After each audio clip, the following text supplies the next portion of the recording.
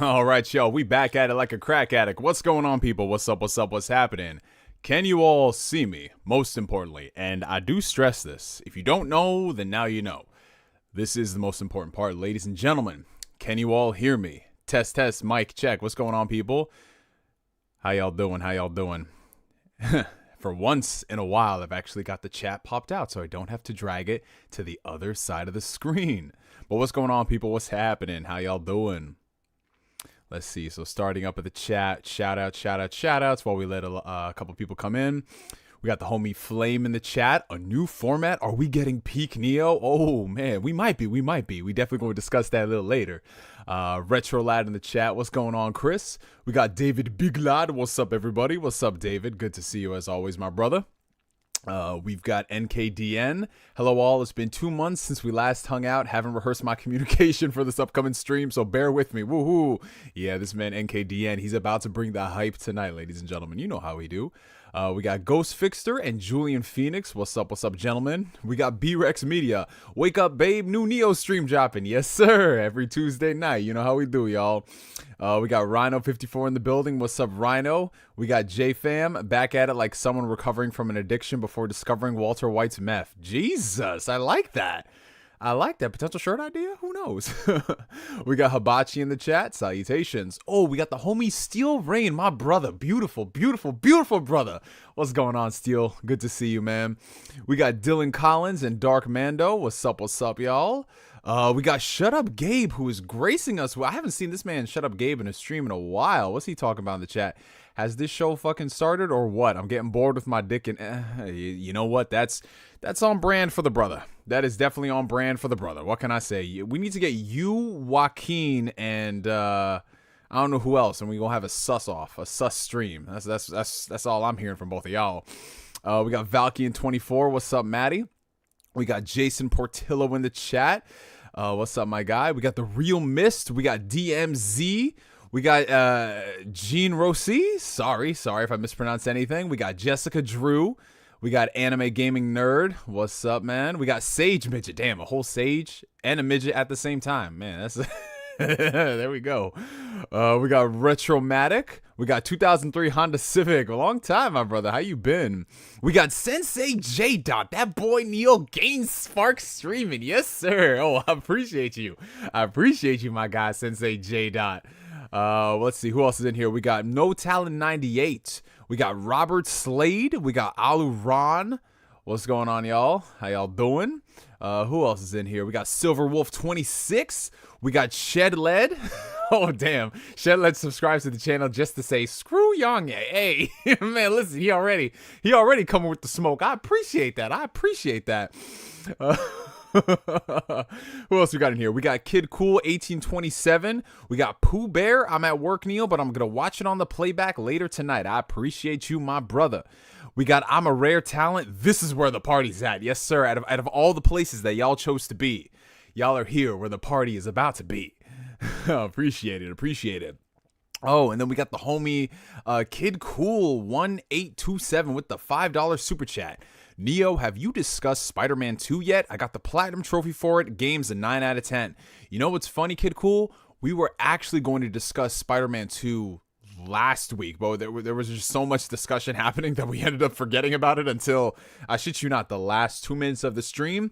So if we got some time tonight, we might do a little bit of a Spider-Man 2 discussion, maybe talk a little bit of the spoilers. Who knows? I mean, y'all let me know all throughout the course of the stream if you guys want me to discuss it, because we got a lot of stories to discuss tonight. We got Alpha King 2 Real in the chat. What's up? And yeah, you know, I think I'm gonna go ahead and stop the shout outs here for right now because we've got a packed show tonight. But welcome, ladies and gentlemen. Welcome back to the channel. I'm your host, NeoGameSpark. I know this intro sounds very different than what y'all are accustomed to with the Ask Neos. Well, tonight we are not having Ask Neo. Even though I said we were gonna be having Ask Neo tonight, I started noticing something about the channel, you know, and this is something that I've wanted to do for a while. It's something that I've taken a lot of your guys' viewer feedback into account. You guys love the discussions. You like the live streams, being able to react to things on the fly, and just having a ball of it, a grand old time. But at the same time, the thing about Ask Neo is that because it is so unhinged and unstructured, it makes great semi-podcast listening, but people do want it as a show where they can just like scrub around the topics and get my actual stances on that, as opposed to like speaking on something for a little bit, going to something else, and then coming back to something else. So I decided to just separate the two shows. So we're still going to be having Ask Neos. We're still going to be having the streams where we just hang out and we just have fun. But for people who wanted more of a structured show where we talk about a lot of the stuff that's happening in the entertainment industry, whether it's related to video games, anime, manga, the movie industry, things like that, this is going to be the show for that. So this is going to be the show that's a lot structured by comparison to Ask Neo. There are going to be timestamps available at the end of every single stream for people who just want to watch particular topics. And if you guys are watching this stream, make sure to leave some feedback down below in the comment section about some of the things that I can improve. Whether you're watching this live or you're watching it on the playback, I'm taking all user feedback into consideration. I'm debating on whether or not I should just separate the segments and put them as individual videos for people who don't want the stream. Some people are thinking about having like a clips channel, things like that. So feel free to just give me any type of feedback whatsoever. So for those who are accustomed to the format of Ask Neo, where we look at the super chats and then we answer them later on, or we answer them live on the stream, we're going to be saving those for topic break sections where we talk about a topic, I speak my piece on it, I open up the floor for your guys' comments, I respond to the comments, and in the meantime, that gives me an opportunity to compile the super chats and then read them live on the air. So I appreciate every single one of the people who have been donating super chats. We got a couple of them on the stream right now, but super chats are now going to be held in a separate segment of the stream, just for consistency's sake. So I'm seeing all the stuff happening right now. Before I get into the first main topic, I am going to address all of the super chats. So thank you guys so much for all of your support. First things first, we do have some housekeeping to take care of, as you guys know. Social media outlets where you guys can follow me. Down below in the video description, I've got a couple of links of interest. So first things first, where best to follow Neo? Of course, that is going to be on twitter.com/NeoGameSpark. That's where I am the most active. That's where I post all of my spicy to lukewarm takes. And if you want to get in touch with your boy Neo, it's going to be on that app. In addition to that, we have links down below to our Discord community, the Phantom Weirdos, in addition to other outlets like Patreon, my Instagram page, where if you just want to see me post gym selfies, you can see that, because according to some people out here, the homie Sensei J Dots, that's what the name is, NeoGameSpark. I appreciate that. In addition to that, like I said, super chats are a great way to support the channel. In addition to YouTube members, we've got a couple of members here in the chat right now. If you subscribe to the YouTube membership page, not only does it support the channel, but you get a lot of cool, awesome emotes and crazy things that you can post down below. So all the members, if you're watching right now, post all the funny emotes that y'all got cooking up. The homie Jason has been hard at work all throughout the past couple months creating all of these emotes, and as we do more and more of these streams, I'm sure there's going to be more ample reaction photos that we can use for memes. So appreciate all that stuff. So yeah, before we dive into the first main topic for tonight, I do want to go ahead and address two of the super chats that we got. We got a $9.99 super chat from the homie Eat Hershey's, and YouTube has just told me that this is your third super chat on a live stream. So congratulations. Thank you so much for supporting the channel, my guy. So he says, not sure if you talked about this last stream. I know you're a DVD collector. I wanted to know how you felt about Best Buy not selling physical DVDs anymore. Yeah, so this is, actually, you know what? I don't think we've publicly discussed this on any of the streams. I had a little bit of a stream hiatus all throughout the month of October, and I guess that's when the news broke. But for those who are unaware, quite recently, in fact, Best Buy announced that starting, I believe, in 2024, they will no longer carry physical media. Period. Point blank. I'm not talking about like they're just discontinuing it in the stores. They're just getting out of the physical media game. Which, if you guys are fans of the channel, you know I am a huge collector of physical media. Like anywhere you look in my house, in my room, wherever, I've got some type of physical media, like John Wick 3, or I'm sorry, John Wick Chapter 4, the 4K Steelbook, Spider-Man Into the Across the Spider-Verse, just random 4K media is all throughout my house, and it's something that I'm very proud of as a collector of physical media. Especially if you are a fan of Movies, there's no competition. Owning the film on a 4K disc is the best it's going to look. It's the best it's going to sound until they come out with a new format. And it's something that, you know, if you have a great sound system and a great TV, you want to take advantage of those features. But unfortunately, the thing about physical media in the past decade or so is that it's taken a big hit in terms of sales, in terms of just how many people you would go up to who just say, hey, like, I just bought the newest Avengers movie. No one is doing that anymore. Unless you are a hardcore collector, most people are opting for digital convenience, whether they're downloading the movie through things like Movies Anywhere, or they're just waiting for it to hit their streaming services. It's a very real problem that is affecting the industry. And I say this as a problem because a lot of these companies, they're looking at the data. They're looking at the sales reports. They're seeing how much units are being moved now by comparison to 10 years ago. And what they're seeing is that a lot of these movies aren't selling on physical media.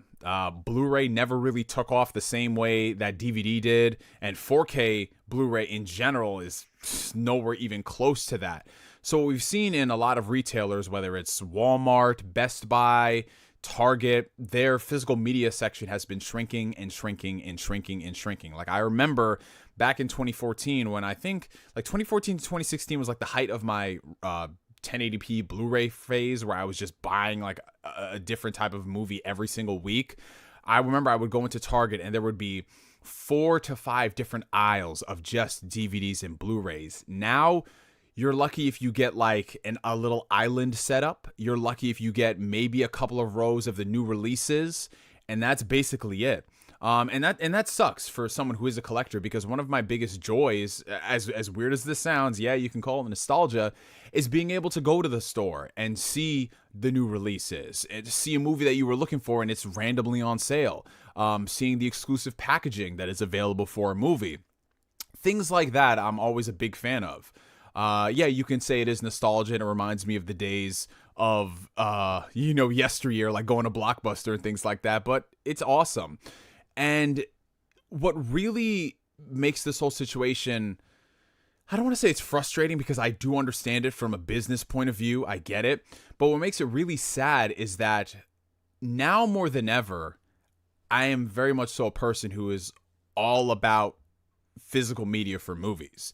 There was a period in my life, I want to say around 2018, 2019, 2020, where I was working a lot of hours. I was out of the house. So all of my entertainment, how I consumed media, was portably. So if I wasn't in the movie theaters on my day off, all of the entertainment that I was watching was usually on my phone or on a tablet. Or it was, via my Nintendo Switch when I was playing video games. Like, that's how I lived the majority of my life for those 2 years. But then when COVID happened and I was back at home, I was just like, well, let me just crack open all of these Blu-rays that I got right here. And then I ended up watching these movies, and it was sort of that epiphany, that something that I'd already known, but the quality that you get on a 4K disc, especially if you've got a good TV and a great Blu-ray player, it's just night and day by comparison to streaming. That's not to say that streaming media isn't bad. You can watch some good stuff. Like when you see some of the stuff that Netflix puts out and you watch it on there with the 4K and everything, it looks good for streaming.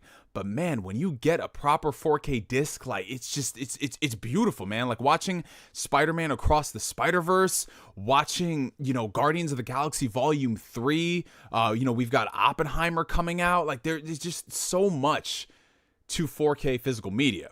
But unfortunately, people like us, we are the minority. So all I can really say to folks is just put your money where your mouth is. If you love this format, if you want to support this format, then you got to go out there and you buy the movies that you want. You got to go ahead and support them, because the retailers are dwindling. Best Buy being out of the game is a huge blow to 4K physical media lovers. But it's not just Best Buy. Eventually, it's going to get to a point where Target stops selling them. And then Walmart stops selling them. And then it's going to become a niche thing where you can only buy on online retailers. It's crazy to think about. I know. But these high quality advanced formats are really niche, extremely niche. And like any products that are extremely niche, you got to get it while it's available. I've said this countless times to people who are fans of anime, for people who are fans of even like video games. If they were to get like physical releases here in the States, you got to put your money where your mouth is. Like Persona and Yakuza are a great example of that. Up until the past couple of years, these franchises were extremely niche. Sure, you had the people like me who wouldn't shut up about them. But if you're talking like the idea of a Persona game being a top announcement at an Xbox conference, or a Yakuza game, 2 of them being announced for Game Pass, like those type of moves, 10 years ago, I would just be like, yeah, okay, bro. Like, it was a big deal that PlayStation had Yakuza on their stage at one point. So, yeah, it is what it is, man. But, you know, I'm going to enjoy this stuff while I can. I'm going to support the media while it's available. And, yeah, man, just keep 4K media alive as much as we can. And then the second super chat we've got here is from the homie JFam, who's been a member for the past 23 months of the Spirit Detective tier. And he says, coming for that ass. Oh, brother. Anyone who's a fan of Ass Neo and just knows the history of people just clipping random things I say and just running with it. But yeah, you guys, so we might as well just get into the show right now. We've got a couple of topics of interest to talk about tonight. So we're going to start with a couple of warm-up topics, things that aren't really anything crazy. Probably just some updates from things that we had discussed before on the stream. And then we're going to work our way into the juicy stuff that I know you guys want to hear about. Like, we're definitely going to tackle those. So we're going to dive into the first topic for tonight, ladies and gentlemen. Man, listen. It's no shock and surprise that the MCU, the Marvel Cinematic Universe, for those who are unaware, has had a pretty rocky road for the past couple of years.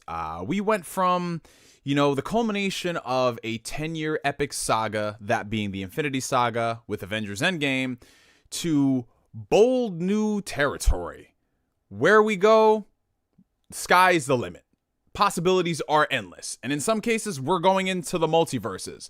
But what we've seen happen in the past 4 years of the MCU, as it's expanded into doing more movies and delving into the realm of TV shows via Disney Plus, is that sometimes less is more, and sometimes you got to know when to pump the brakes before you lose all that goodwill. So the Marvels is the latest example in something that has been going on for a while with the MCU. Just the result of the universe expanding way too much, way too soon, to the point where folks start getting burnt out on it. Now, that's not to say that Marvel has not put out some quality hits in the past couple of years. Absolutely, they've had some successes. Spider-Man No Way Home, for example, the highest grossing Spider-Man movie of all time. And in fact, one of the highest grossing movies of all time. Guardians of the Galaxy Volume 3 came out earlier this year. It was a smash hit. We've had movies like Black Panther, Wakanda Forever, that made almost $1 billion. Doctor Strange and the Multiverse of Madness made almost $1 billion. Shang-Chi was a pleasant surprise. But what we've noticed is that for every one of those successes, there are 2 or 3 misfires. And a lot of those misfires are happening with IP that you wouldn't expect to, right? IP that seemed untouchable. Movies like Thor, Love and Thunder, Ant-Man and the Wasp, Quantumania, the myriad of Disney Plus shows not being as good as they could be. It's basically gotten to the point where the MCU brand it's not dead. Anyone who says it's dead is foolish, but folks are getting burnt out.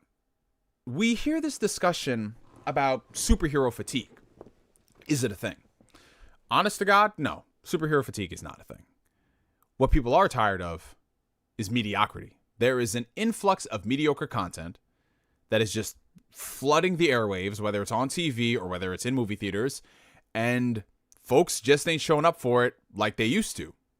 And you see less and less returns with all these products. And when you have something like the Marvel Cinematic Universe that is so interwoven and interconnected with all its stories, you're asking way much more of the consumer by comparison to a few years ago. So the latest misfire in this situation is none other than the Marvels. So this article right here is coming to us from Variety, and we're not going to read We're not going to do a play-by-play of the entire article, but we're going to look at the opening numbers for the Marvels. So the box office. The Marvels misfires with $47 million, the lowest MCU opening weekend of all time. The lowest MCU opening weekend of all time. That's not asterisk COVID notwithstanding. That's not the lowest MCU movie since the last one. It's the lowest MCU movie of all time.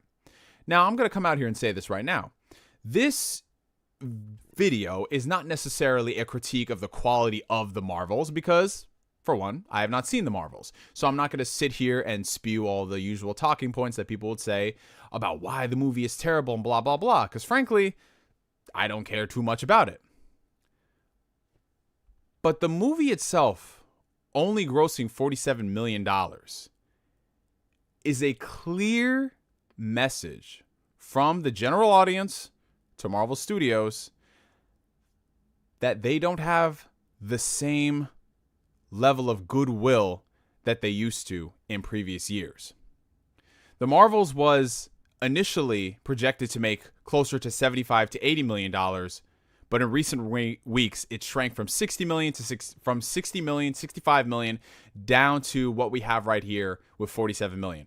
That's less than 2008's Incredible Hulk, 2015's Ant-Man, and the lowest of the three Marvels movies that have released this year, with Guardians of the Galaxy Volume 3 and Ant-Man and the Wasp: Quantumania. This is disastrous for the brand. Extremely disastrous. And I know a lot of people are saying that, well, the reason why the movie didn't do that well is because the writers and actors strike, it prevented the actors from going on talk shows to talk about it. Sure. I'm sure that factored in. I'm sure that the stars not being able to promote the movie played a role in the film not doing that great. But one thing I've noticed with all these discussions about why it didn't do well, people will point to the actor strike. People will point to the fact that 2 out of the 3 characters here weren't in the previous movie. You have to watch Disney Plus shows. But what people do not understand is that the main reason why mass audiences, and mind you, people like me who are talking about this, right? People like me who get on here and do podcasts, and people like us who are commenting on this, we do not represent the mass bulk of folks who are going to the theaters. The majority of the people who are watching MCU movies or movies in general, they're not on here listening to podcasts, listening to the behind the scenes drama, looking up the box office reports. They're not doing any of that. These are the regular Joe Schmoes who go to the movie theaters to be entertained. And one thing that we have seen with Marvel in the past couple of years is that audiences are not showing up to these films like they used to, because the quality has been way too inconsistent for these things to be surefire bets. There was a time where if you got 5 MCU movies and 4 out of the 5 of them were good and you had 1 dud, that was still good enough for people to show up to the 6th movie. If you have 4 movies in a row that are good, 1 that's bad, it doesn't matter. I'm showing up for the next one. But now when you get a case of this movie is amazing, this movie sucks, this movie is terrible, this movie was not that bad, oh, this movie is amazing, your shooting percentage is all over the place. And in an era where a lot of people have been preconditioned by Disney to just wait for these movies to hit streaming, why in the world are they going to pay, $15, $20 for a ticket for a movie that they watch the trailers and they're not fucking with it, right? They're not fucking with it. Or a movie where they're over there chilling in the work break room and their friends saw the movie and they're just like, yeah, the movie was trash, stay home. They're not fucking with it. Like, a lot of people think that there's this weird conspiracy surrounding the film that people aren't showing up for it because it's women-led. No, it's not. It isn't. People aren't showing up for the movie because what the Marvel brand has given them in the past couple of years is not consistent enough for them to get excited about it. It has nothing to do with the film starring women.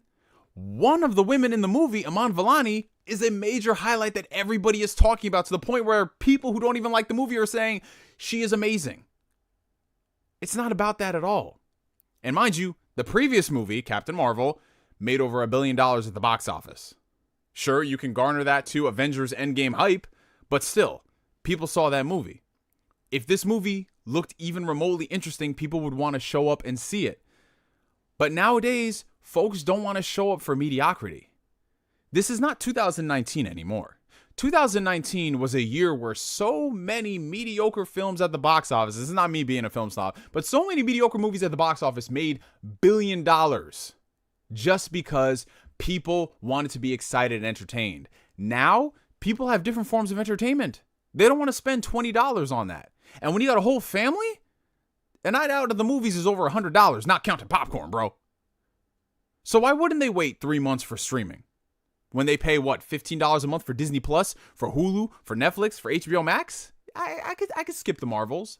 Marvel movies need to go back to being an event. They need to go back to being movies where people give a damn about watching them. And where that starts, it starts from the film itself.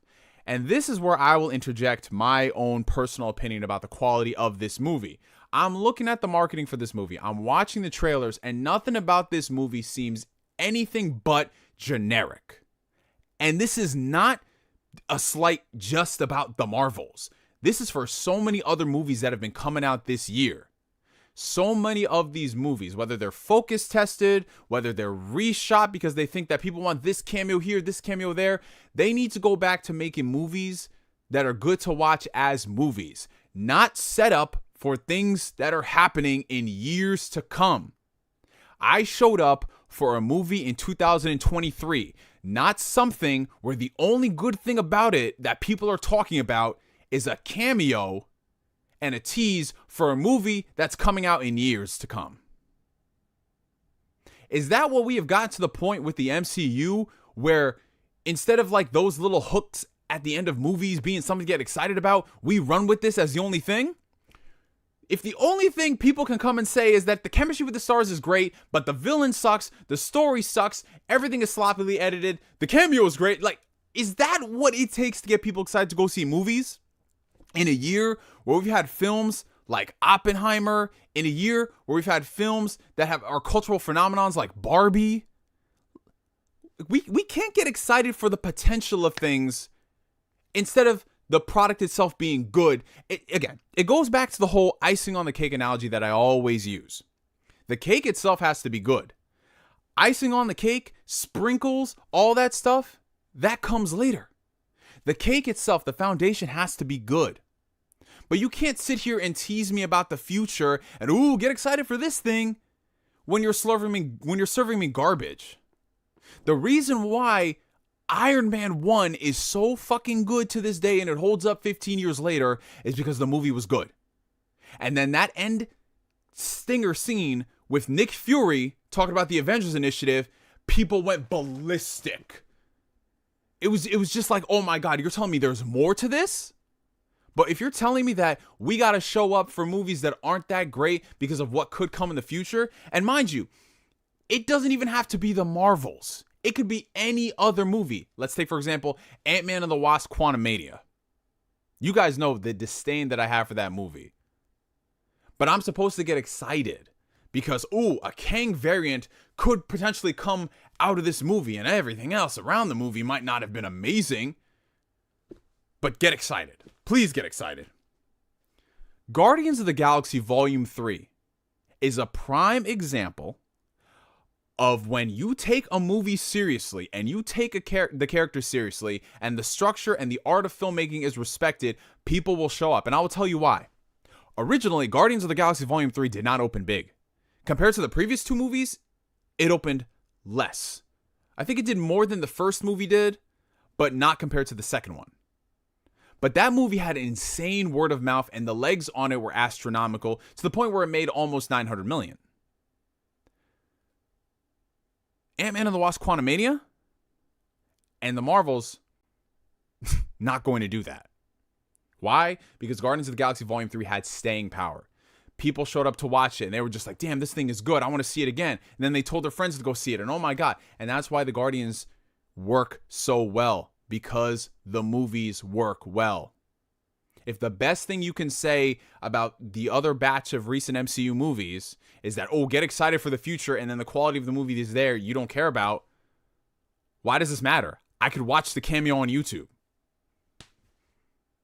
If you're sitting here not telling me anything is even remotely engaging or something that left you thinking about the future, is whatever. So what Marvel needs to do, honest to God, is pump the brakes on everything that they got going on regarding this multiverse saga and the future and having 5 different storylines going all at once and they're somehow going to intersect, and go back to making good movies that are tangentially trying to tell a bigger story. That's what you did in phase 1 and phase 2. Sure, that might not have been the plan in the beginning, but you made it work. You led into the Avengers movie. Sometimes less is more. And then from phase 2 to phase 3, and you slowly start amping up into the Infinity Saga. And when you are an audience member who has to keep up with way more content by comparison to a few years ago, people are going to get fed up. Like, I'm sorry, you cannot compare watching 3 Marvel movies a year to 4 Marvel movies a year and 4 TV series. You cannot compare watching maybe 10 hours of content, if that, from Marvel movies to what, like 40 hours by comparison? 3 2-hour movies versus 4 2-hour movies, and then 4 TV series that are all 8 hours. It's just not the same thing, man. It isn't. And people keep saying that, well, no, you got to go watch the movie to understand that. No, it's not just me saying this. People are tired of this. And we would not be having this discussion if all of these things were bangers, bro. If all these things were bangers and they were as good as people say, like, I'm tired of the bar being like at rock bottom when we have shit like The Boys airing and we have all these other products that do it right. I don't like, we used to get movies like The Winter Soldier. And then now we're just settling for this because you guys are too harsh. You know, you just got to go and see it. Sure, I didn't like it, but like, bro, I'm tired of this shit, man. I'm tired of this shit. It has, again, nothing to do with the Marvels itself. It's just indicative of everything else surrounding it. Folks just get apathetic to it.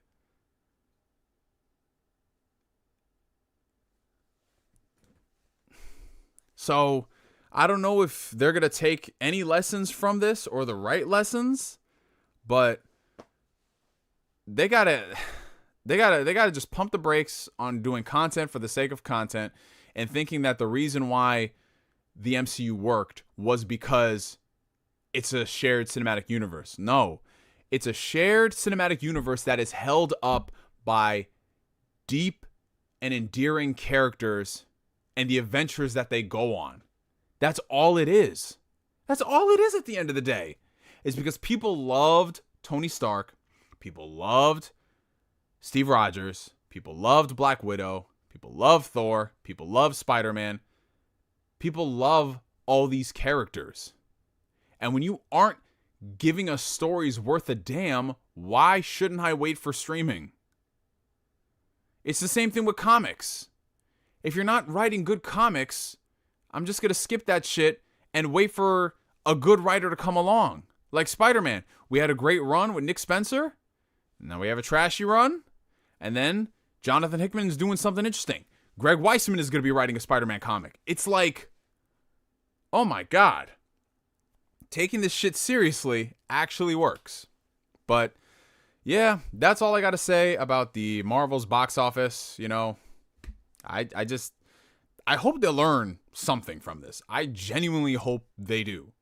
Whether they have to just pump the brakes completely and just push everything back, like whatever you have to do to take it seriously. Hire competent writers, hire experienced directors,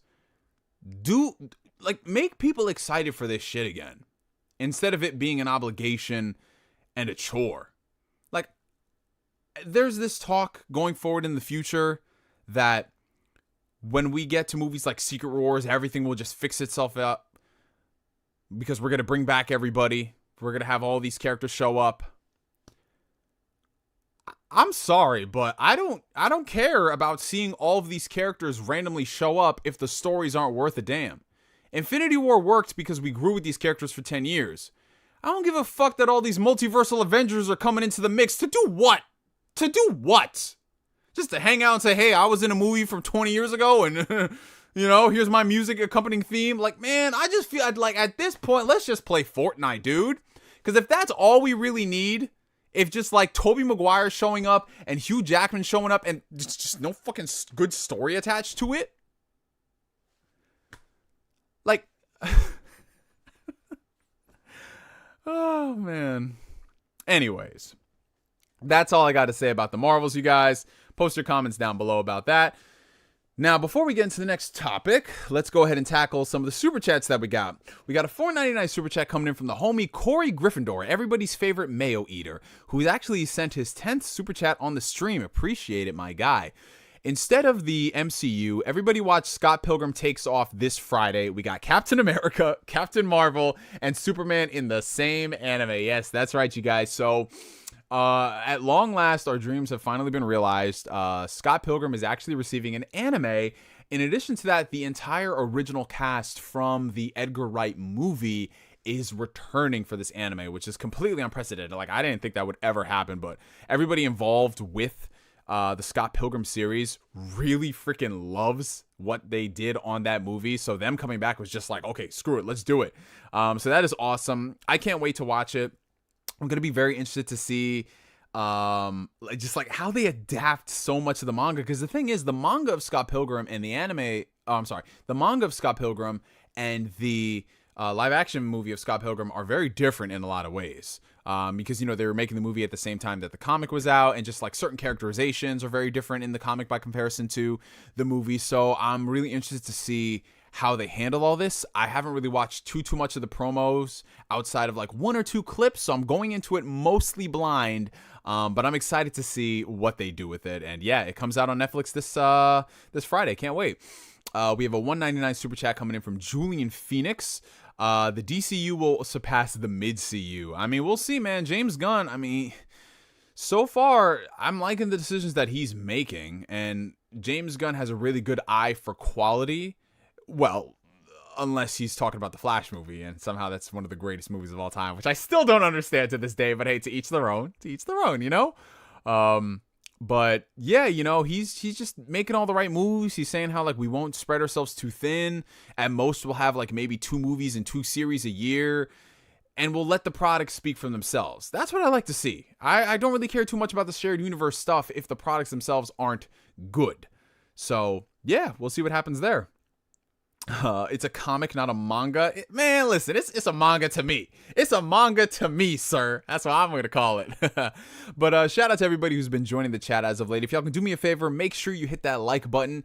It helps out the channel tremendously.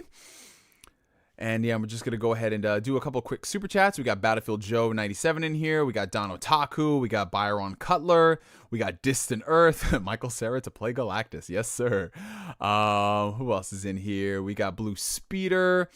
We got Kramer Jones. We got Gene Joseph. We got Mario 187. We got Chris Forth in the chat. We got Jake. What's going on, y'all? Welcome to the stream tonight. And before we dive into the next topic, you guys, I have got to get myself some water because, man, it's going to be a doozy. It is going to be a doozy tonight, ladies and gentlemen. It is going to be a doozy. I already know it. So, just say a prayer in the chat for your boy Neo. Oh, shout out to the 164 people watching. I appreciate y'all. Shout out to y'all, you guys. Shout out to you guys. I guess you guys are really digging the format. Okay, so before we dive into the next topic, we do have one more super chat coming in from the Weed Ninja Art 99 with the $4.99 super chat.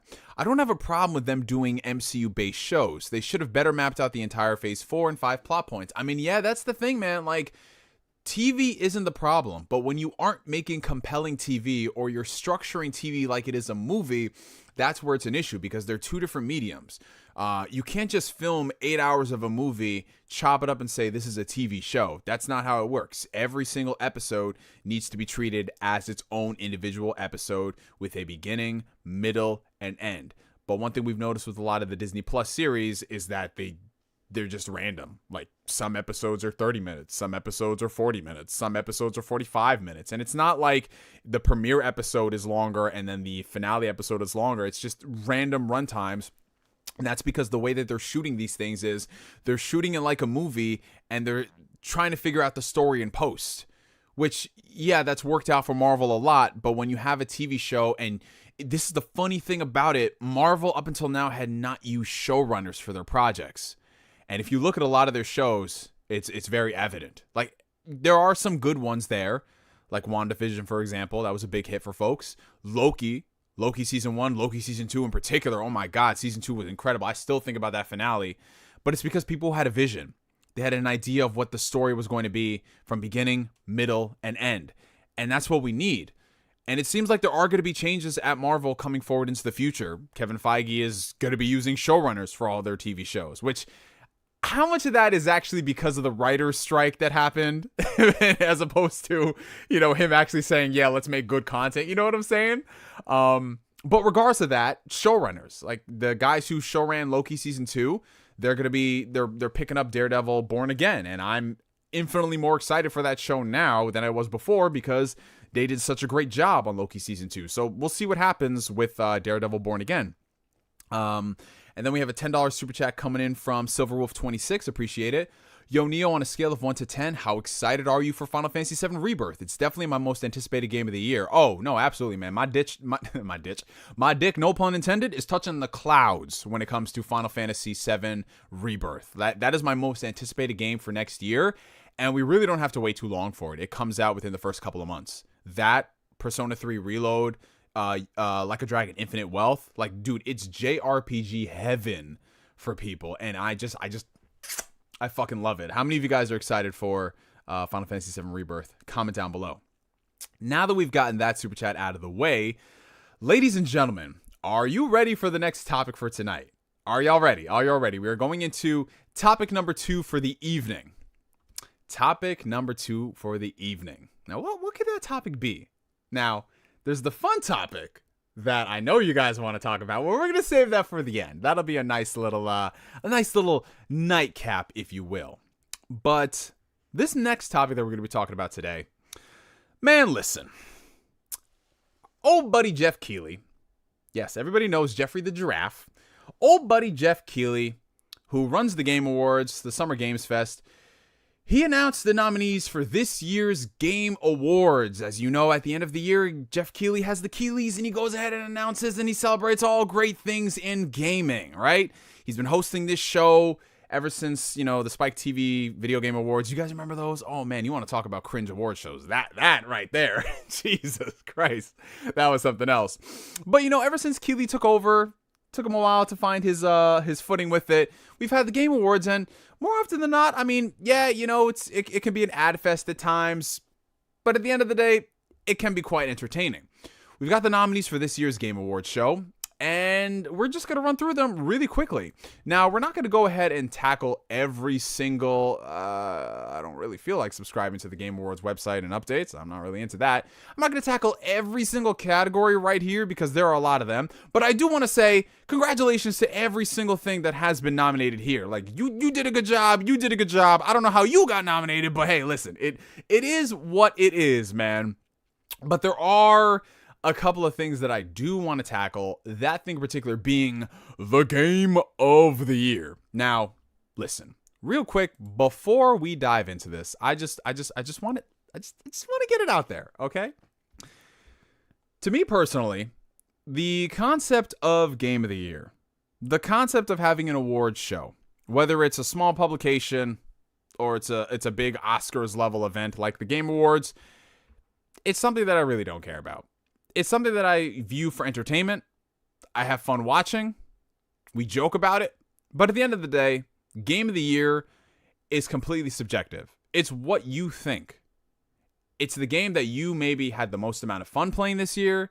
It's the game that maybe touched you the most emotionally, and you shouldn't really have to explain what your game of the year is to anybody else but yourself. If you're happy about it, I'm happy about it. Eat, drink, be merry, live, laugh, love, all the stuff that white girls put on in their apartment.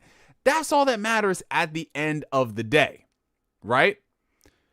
But every year without fail, when it comes to discussing the Game Awards, I just don't know what's happening with folks. There is just so much copious amounts of sodium chloride just flooding through the internet, particularly congregated on Twitter, that folks, it's just funny. So we gotta take the piss out of these people. And what better way than looking at the nominees for Game of the Year? So here we go, ladies and gentlemen.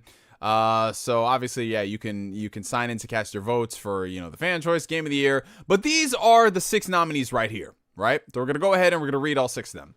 We've got Alan Wake 2, Baldur's Gate 3, Marvel's Spider-Man 2, Resident Evil 4, Super Mario Bros. Wonder, and The Legend of Zelda Tears of the Kingdom.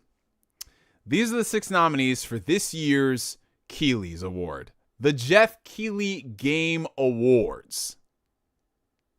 Not your Game of the Year, the Jeff Keighley Awards show. These 6 nominees, these 6 games, in a year that has produced so many incredible titles. Now, I'm looking at these games right here. I've played quite a few of them. Now, do any of these games being nominated bother me? Not particularly. Do I feel slighted that some of the games that I really enjoyed this year didn't get nominated? Not particularly. But why is it that every single time we have one of these shows, there is this crazy conspiracy that is running around in the community, and it's not just one side of the aisle, right? Because every year, there's a certain group of gamers who do this. One year it's PlayStation fans, one year it's Xbox fans, one year it's Nintendo fans. And if you've been around in the community and discussing this stuff as long as I have, you know that this is not exclusive to just one side. But this year in particular, I will mention it because it's been going around. A lot of people are wondering why STARFIELD didn't get nominated for Game of the Year. Why is it that XYZ game got nominated? Why is this game here instead of STARFIELD? And to answer that question, I don't know. I don't care. It doesn't bother me. It doesn't affect me. Because it's whatever. It is what it is, man.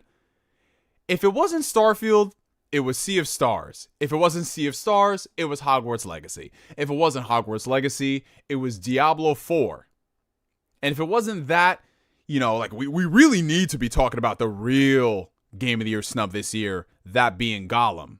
And then Kong Rise of Skull Island or whatever that was. Because those games right there just, listen, if you want to talk about games that were certainly of note in 2023, you can't beat those past 2 games. You just can't, man.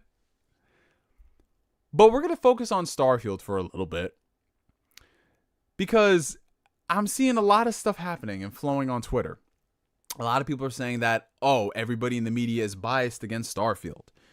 Everybody in the media is biased against Xbox now because Xbox is this just conglomerate that owns everybody, and people are anti-capitalist, which means they're anti-consumer. Xbox now owns Bethesda, so Bethesda games are getting hit more critically. Xbox now owns Activision games, so Activision games are getting hit more critically. All these things that you're hearing from folks. And I'm not going front. When you're talking about things like that, when you're talking about media bias, all these things are very big accusations. And I'm just yeah, definitely. Let's discuss this further. Let's see where's the proof to back this up. And more often than not, what you see is there is no proof.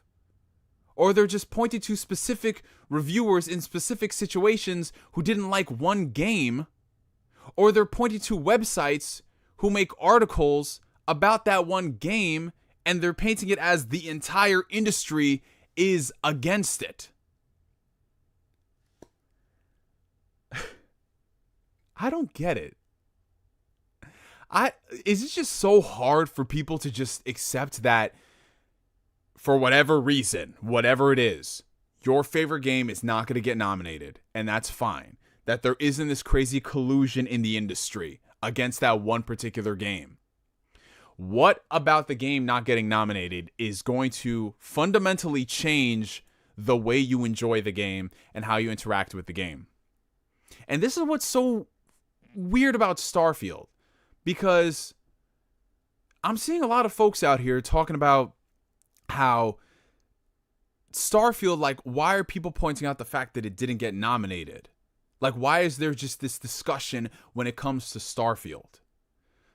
The reason why websites, and I do stress this, websites, the reason why people are talking about Starfield is because Starfield, in terms of visibility and in terms of talking points, Starfield is a very popular game to discuss. Starfield is one of the biggest games of the year. And the discourse surrounding the game Starfield is going to lead all these websites to report on it more.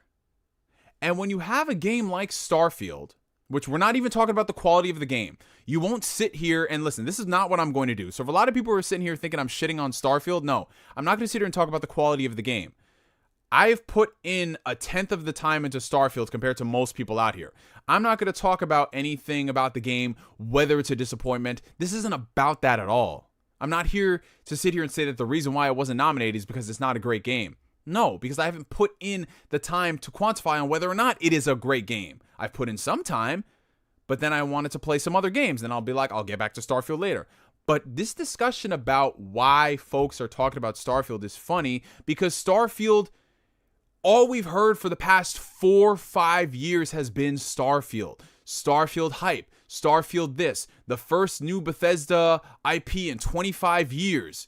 You know, the next big game since Skyrim. You know, the game that's going to fundamentally change anything. And part of it does fall on the community. They're like, let's just not get revisionist history here. The vast majority of people in the community had been hyping up Starfield as the next best thing. Even when people like me who said, I'm not excited about Starfield until I see tangible gameplay, I got roasted over that.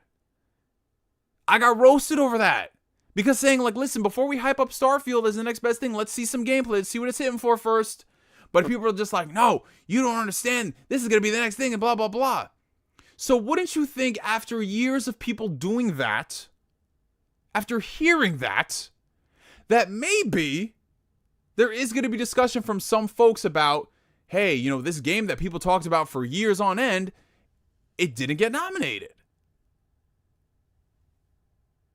I don't know. Like, you spent years contributing to the SEO optimization, because that's what y'all are doing, talking about Starfield every other damn week.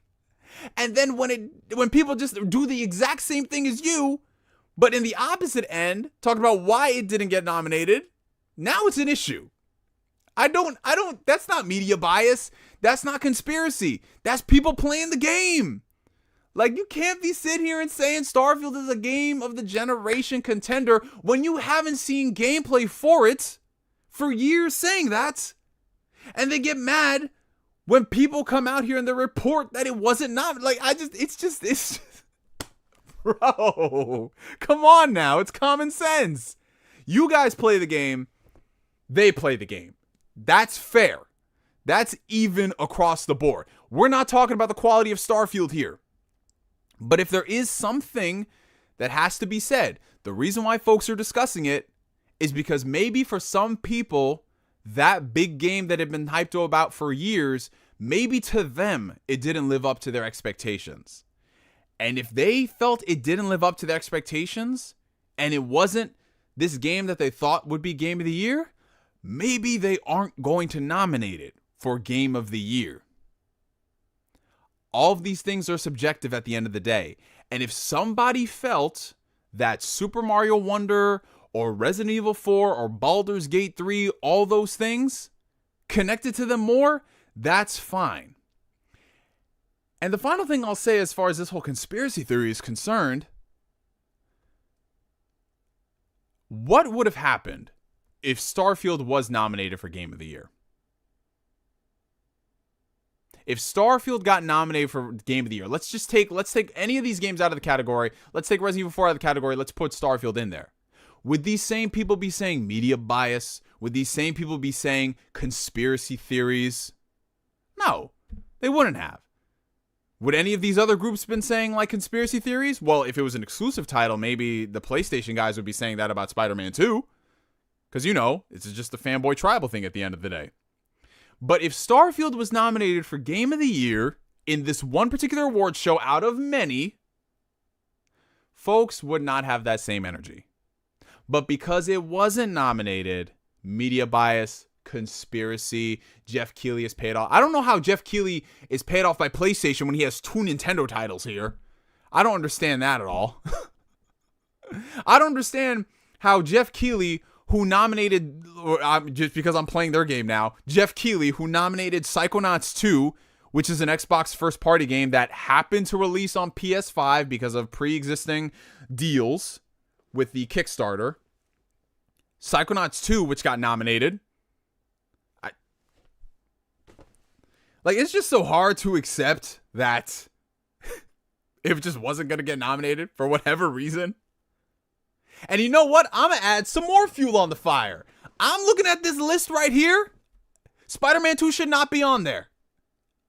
It's a great game, but it is not. Negative. It should not be on that list. And when I do that spoiler discussion, I will detail why that game should not be on that list for Game of the Year. But am I sitting here bitching and crying that it got nominated? No. Am I sitting here bitching and crying if it didn't get nominated? No.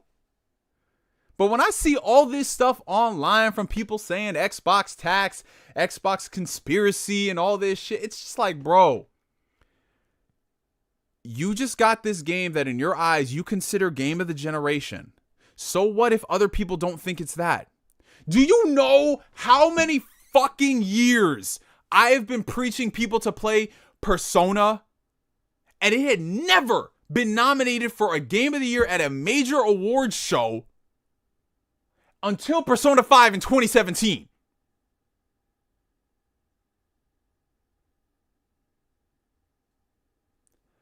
I don't get it.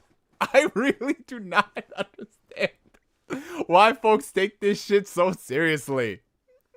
I really don't, bro. I really don't. The game to you is amazing, and that is fine. Just enjoy it. The validation of it being Game of the Year, sure, that's great in the moment, but is that really going to matter in the grand scheme of things? Because this game, if it's anything like Skyrim, will continue to get supported for years on end with media expansions and so much cool stuff that you're not even going to care that in the year it came out, it didn't win Game of the Year. Like, come on now. Keep it. There's more shit. There's more shit to worry about in life than the Keighleys. Really, truly, there isn't. There is not anything about Starfield not getting nominated that is going to fundamentally change your experience and your enjoyment with the game. Because everybody else, we got other shit to do. And this is the last thing that I will say. Every single year, people say these award shows are stupid. These award shows are for the plebeians. These award shows don't matter. Like all the things that I had just said beforehand. And yet, every single year, if they don't get the shit that they want, it's a media bias, it's a joke, it's lame, whatever. But if their favorite game gets up there, oh, it's just everything is fine. It's just like reviews. Reviews don't matter. Metacritic doesn't matter. But if my game gets a 99 on Metacritic, man, listen. Let me tell you why the people over there at IGN, they got it right for a change. They got it right. They got it right, you guys. For once in their life, they got it right. Until the next review comes out, and then they got it wrong. This shit is a joke, bro. This shit is honestly a joke, man.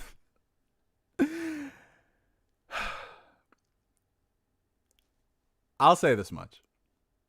I better not see anybody. I better not see the usual suspects.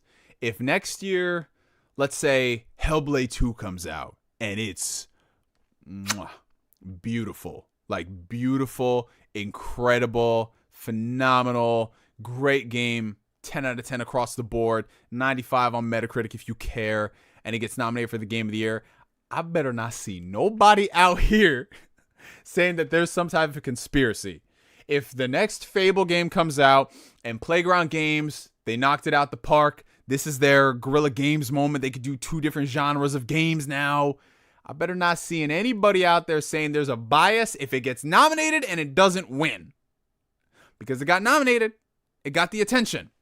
But then if it gets nominated and it doesn't win, there's even more of a conspiracy. Like, the goalpost keeps getting pushed back. There's never an end to this. There is never an end to this. You don't get nominated, conspiracy. You get nominated but you don't win, conspiracy. You get nominated and win, oh shit, man. Like, everything is just hunky-dory. This is exactly what it's all about. This is exactly what it's all about, bro. It would just never end. And if you just accept that games are for your entertainment and your enjoyment, that's fine. Like, listen. In the film industry, the Oscars, the Golden Globes, the freaking TV shows, the award shows, it's not the be-all, end-all. Some of my most favorite movies are never going to get award nominated. But you know what? They're still some of my favorite movies of all time. And I love them. And I still watch them to this day. Like, why is that so hard to expect? Or to accept? I don't know. I don't get it. But anyways, you guys, post it down below in your comment section about the Keeley's conspiracy theory. You know what I'm saying? Like, this man, Jeffrey the Giraffe, he's just out here, you know, talking about the PlayStation Portal and, you know, it's just going to be we got to find the portal to the conspiracy theorists and all that stuff. Like, just comment down below and let me know. Alrighty. So while y'all do that, I'm going to go ahead and tackle some of the super chats real quick. We've got a $2 super chat coming in from the homie Flame. He said all caps of this one. Octopath Traveler 2 got robbed. I'm a mess. I'm crying. But are you screaming, crying, and throwing up, Flame? We need to know that. I mean, yeah, that's another example. You know, Octopath Traveler 2, from like the 10 hours or so that I played of it, it's a really solid game. I'm enjoying it. But, you know, the consensus online from the community is that it's one of the best games of the year. Not just best RPGs, but one of the best games of the year. And it didn't get nominated at all. You know, that sucks. And I'm sure the Octopath fans are going to be like, yo, that sucks. But you know what they're going to do after that? Man, they're going to start hyping Octopath Traveler 3. Like, that's what they're about to do instead. We got a $4.99 super chat coming in from JTrell180. I don't know why we acting like Skull Island Rise of Kong is not the game of the year. That's the real game of the generation. JTrell, I think you are being a little premature with what you're saying right now. I don't think it's just game of the generation. I think this could possibly be the game and the reason why I play video games. Like, I don't know about you guys, but when I saw Skull Island Rise of Kong and I saw Kong, what he was doing,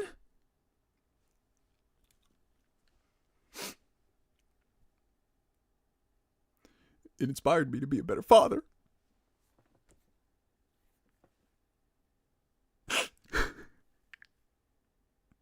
That game is so deep. I told y'all I would sneak it into the stream at some point. I told y'all. I didn't tell you when it would come, but it was coming. Because I'm coming for that ass. All right. So we got let's see, we got a $5 super chat coming in from the homie Don Otaku. I ain't trying to hear none of that shit, Neo. I ride for these video games. You also ride for the fooders. I will die for this shit. Here it is. Orgasm Simulator and Fetish Locator 3 got snubbed. Damn. Well, we don't really gotta look far to find the real fetish here. That's Don Otaku in a nutshell right there, bro. Oh, holy, bro. Holy. This man said that's better acting than YongYea. Jesus! Y'all getting toxic already tonight.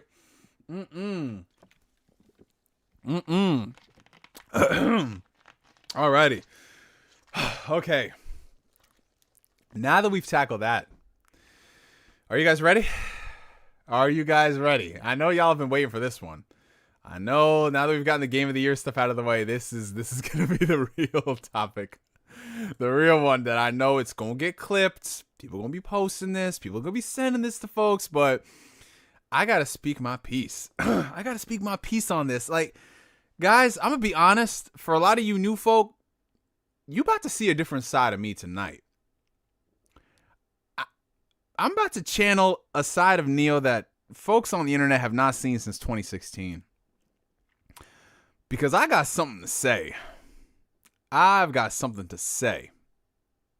But before that, if you guys can do me a favor, we got 156 people watching. We got 72 likes. What is going on with that? What is going on with that, you guys? Do your boy a favor and hit that like button, because we about to get into some shit. But shout out to people from joining in. We got the homie Danomac in the chat. I saw my homie Strictly joined. He pulled up. Appreciate you guys coming through. Man. If I had an intro, if I had a hype man, bro. Oh, God. All right, so we at 85 likes right now. We almost to 100. Let's go, guys. Let's get it. Let's get it. Let's get it. Let's get to 100 likes before we dive into this topic, because this is going to be a juicy, juicy topic. I can promise y'all. Y'all get to 100 likes in less than a minute. I promise y'all we're going to be uncharted waters, uncharted territory. We at 91 likes. We're almost there. We're almost there, you guys. Who's the last 9 holding out? The last 9 holding out. We're at 94. Who's going to be the 100th like? We're almost there. We're almost there. Oh, hit that like button right now or I will seize up and die. Oh, damn. See, you don't want the children to die. Think of the children. Think of the children. We're at 97. We're almost there, you guys. We are almost there. Okay, we are past 100 likes now. Alrighty. Forgive me, Father. Man, listen. It's a glorious time to be a gamer.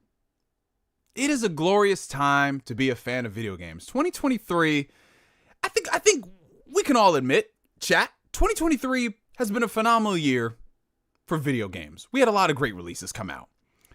Star Wars Jedi Survivor, when it worked.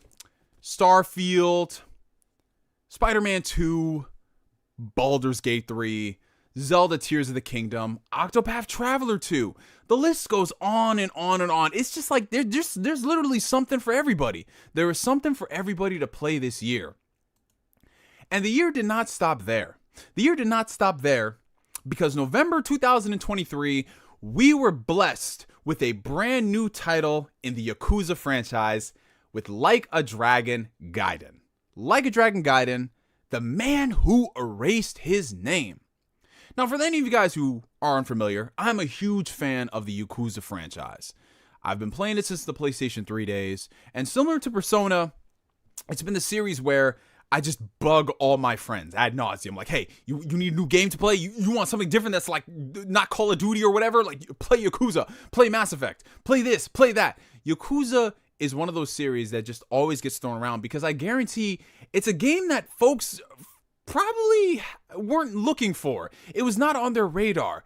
It's such a serious Japanese crime drama, but at the same time, it is the most goofiest and batshit game you will ever come across. It, like, literally in the same breath as you will experience some seriously, like, just serious, like, fuck, this is like Academy Award winning level. Like, damn, that's great performance. Whoa, there was a guy over there running around in a diaper and I'm fighting a guy in a diaper. What is happening here?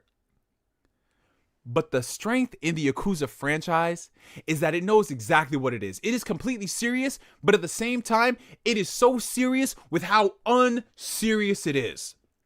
And over the past couple of years, since 2017, the franchise has kind of got like a second wind here in the West. You know, Yakuza 7 got a lot of people on board with the franchise on PS4. They remastered a lot of the games. They localized a lot of the games that weren't here. And then, you know, it's come to other platforms like PC, and Xbox has done really well with launching it on Game Pass.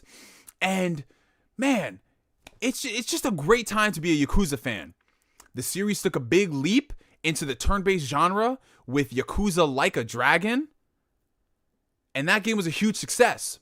But one thing that Ryuga Gotoku Studios had been doing for the past couple of years is, since it's become huge in the West, the game got something that it hasn't had in a while, that being an English dub. The first Yakuza game that came out back in, if you guys can believe it or not, almost 20 years ago, had an English dub. And it wasn't the greatest dub in the world. You know, because up until, you know, quite recently, the vast majority of games back then didn't have great performances. They had serviceable performances, good performances. But to the point where we could say across the board that a game has a good performance, you know, it's just, it just wasn't a thing for a lot of Japanese games. Usually it was extremely over the top or very corny and cringy, sometimes badly translated, but it is what it is. And fun fact for those who don't know, the voice of Majima back in the original Yakuza PS2 game was Mark Hamill. Yes, that's right. Luke Skywalker, Joker here, that Mark Hamill. Which is insane to think about. Because it's like one of the things on paper, it's just like, what? Mark Hamill? What? But it worked out very well. At least in my opinion, you know? But Yakuza had not had an English dub up until Like a Dragon Yakuza, the turn-based game. That was back in 2020. And it was a surprisingly decent dub. It was a decent dub.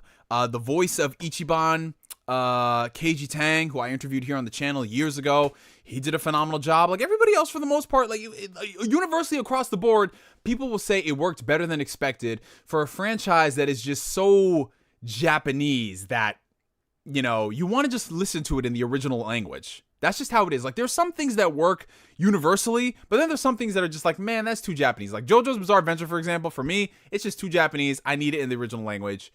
But that's not to say that having a good dub isn't an option, because it can, and it works for some people. And then we got news that Like a Dragon Gaiden was going to be getting an English dub.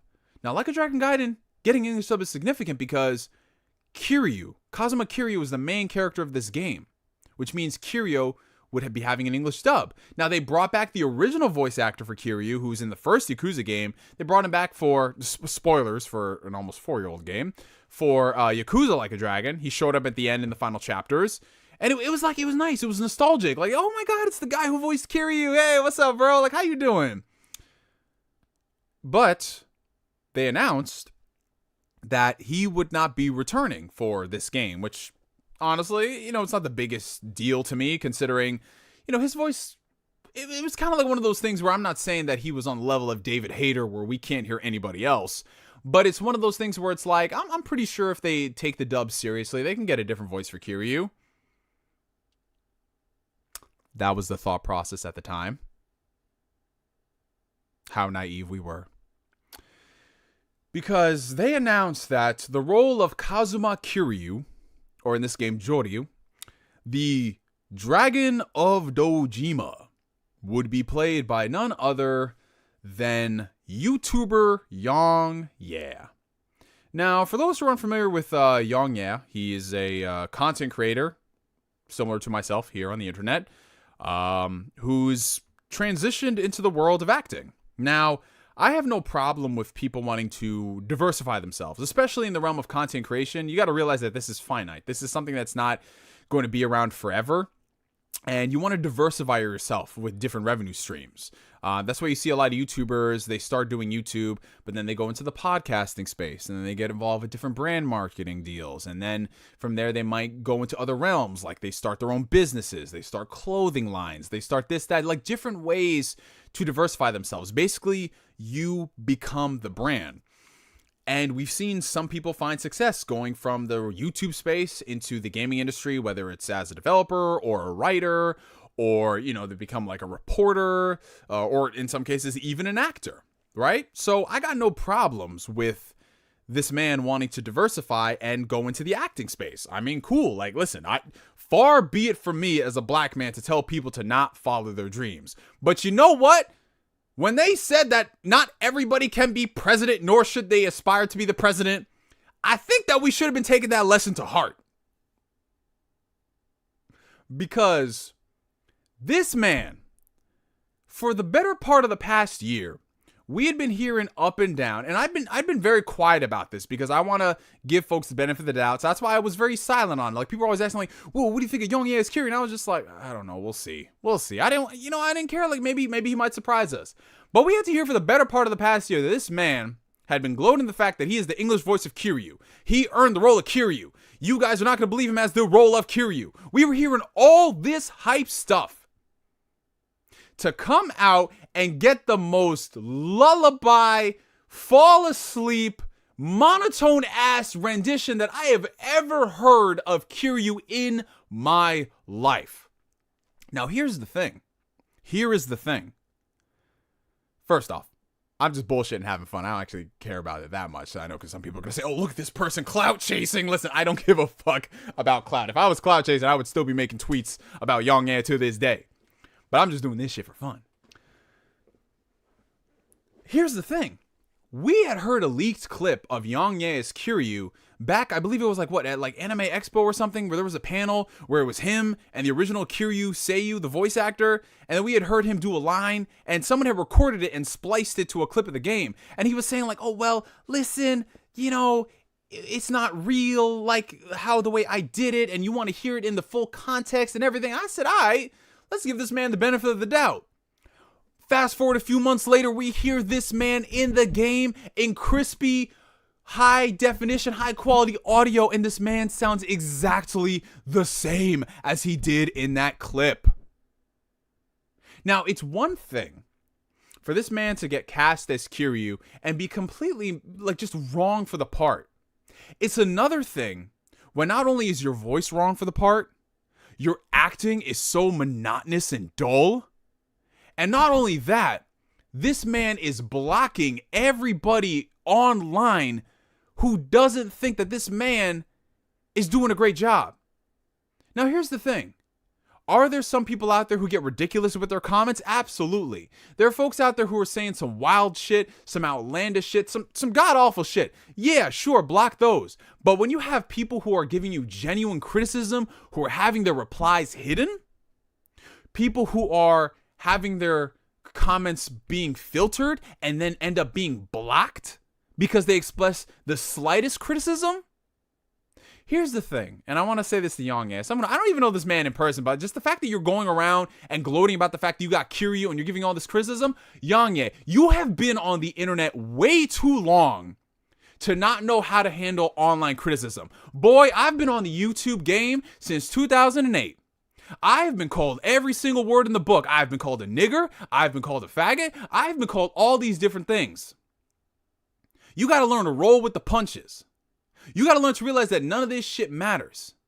And for you, YongYea, who's built your entire career and legacy online by critiquing other people's work, by critiquing other companies and their business practices, you've built a reputation from being that guy online who talks about all these things.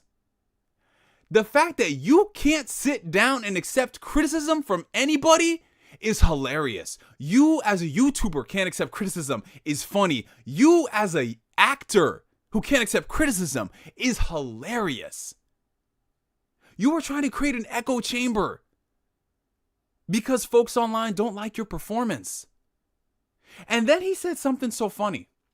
When he was getting all this backlash, when everyone is going online and they start roasting this shit, he goes there and he says that, well, you know, people, like, one thing I can't stand is when people try to take the moral fucking high ground over stuff and they compare it to, like, other things. Like, you know how there was that, like, you know the trend where whenever an actor got cast in the role that we all said that, yo, this is looking kind of shaky, people would say, well, did you forget Heath Ledger?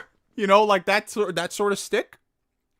This man said, listen, I know folks aren't accustomed to it sounding different. You know, just like there are different performances, like David Hayter does not sound like the Japanese voice actor for Snake. This man really tried to say that his rendition of Kiryu being different from the Japanese voice actor is applicable to David Hayter and the Japanese voice actor for Solid Snake. Mind you, everybody and they mama who has played Metal Gear accepts that those are two different interpretations of the character. But you know what? Both their performances are legendary. Both their performances are incredible. And for you to sit here and put yourself on the same pedestal because people are not fucking with your performance, that is just asinine to me. That is asinine. But I want to take a quick break. The ranting is not over, my friends. Oh, it isn't. No, we still getting into the roasting. We still getting into the roasting. But I want to play something for folks who, you know, maybe don't, you know, maybe they're not like, how do I say this? They're not, they're like, okay, well, I see this YongYea guy but I don't know what you guys are talking about. Or I'm just tuning into the stream to see what Neo has to talk about. Like, how bad could this guy be? I'm going to play y'all a clip from the karaoke segment of Like a Dragon Infinite Wealth's demo. Now, the thing about the Yakuza series is that, like I said, it's very quirky, it's very funny, and because it takes place in Japan, there's karaoke everywhere. Oh, people in the comments are saying, oh no, please don't do it. I'm sorry. I have to do it. I have to do it, you guys. Listen, we ride together, we die together, bad boys for life. Like, this is the end game, whatever it takes. Oh my God, guys, whatever it takes. Like, you knew what you signed up for. You knew it. Shout out to the 164 people watching. If you guys do me a favor, hit that like button. Helps out the channel tremendously. I will dislike the stream. No, we have to do this. Listen, we can do this, you guys. Just take a deep breath. Because Yakuza's Japanese series takes place in Japan, you got karaoke's everywhere, and that's one of the, like I said, it's so serious with it being unserious. You look at this guy Kiryu's face. This man's just like, this man walk into a room like a black dad. He's just like, that man look at people like Kiryu's happy. He be looking like Thanos, like this man has got a serious freaking face, but at the same time, oh, he can belt. He can sing, bro. That man, he's got some nice pipes on him. No pause there. And because he can sing in the Japanese version, they decided that they were going to translate it for the American release. Now, we've seen that happen in anime, and you know, sometimes it works out very well. Like, sometimes the actors are good singers as well. It just happens to be one of those things. Like, if you're involved in theater, you're usually a good actor. You can usually sing, so it just translates. Not so much here. So, this clip is about 1 minute 45 seconds, and we're gonna listen to it. We are going to listen to it, all of it in its entirety. Okay, here we go. Can you guys hear it? Just let it all hang out. Yeah. Rock and roll on the key. Works for me. It's judgment time. We're starting dogs running the rail lines. Oh, you know what? I'm sorry, guys. I gotta put my headphones on. I have to suffer with you. I'm sorry.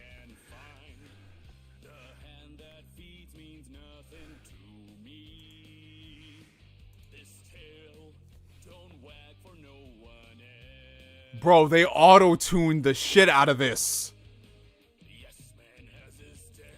Bro.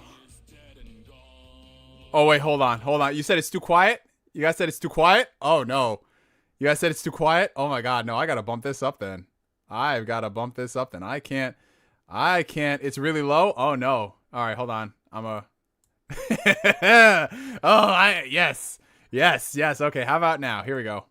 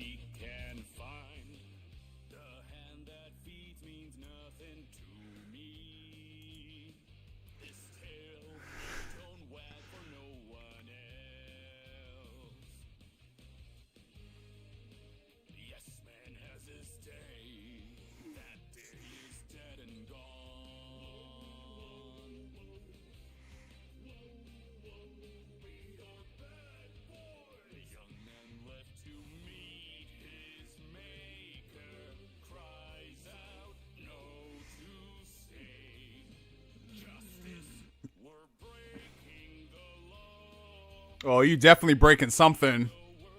Definitely breaking the law.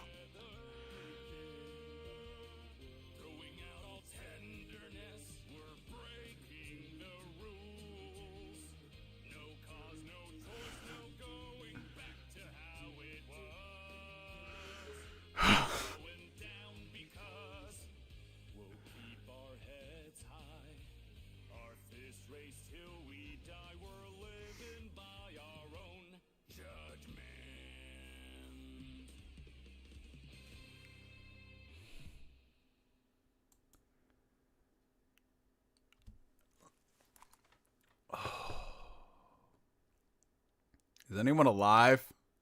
I damn near think I killed some people in the chat. I would not be surprised if I did. I would not be surprised if I did. Oh my god, the auto-tune. Bro, are you I lost 10 years off my life. Are you telling me that literally? And this is where I'm gonna start getting petty. This is where I'm gonna start getting ridiculous. How in the world did this man get the job? And I'm not just talking about the fact that his singing was auto-tuned to hell and back. Because I know some people are saying, well, isn't the point of karaoke supposed to be like you sound bad? Listen to the Japanese Kiryu. That's the point of him. Listen to Kiryu sing Bakamita. Like, just listen to his performances. That's the point. They all sound great. This, what they were going for, the fact that you had to auto-tune something. If it was a raw performance, you wouldn't need to auto-tune it. If it was supposed to be bad, you wouldn't need to auto-tune it. But now I am questioning how this man got this role. This is where I start putting on my tinfoil hat conspiracy theory. Because this man has not been voice acting for long. This man has been in the game for just a handful of years. And yet we've seen this man get prominent roles in shows. And I've seen YongYea's performances. He's alright. He's fine. He's no better than any other working actor today in the space. But what roles that people have looked at that it made them look at this man and say, let's give him the Dragon of Dojima. Let's give him that role. That role. That huge role. What the thing about being an actor, let alone a voice actor, is that realizing that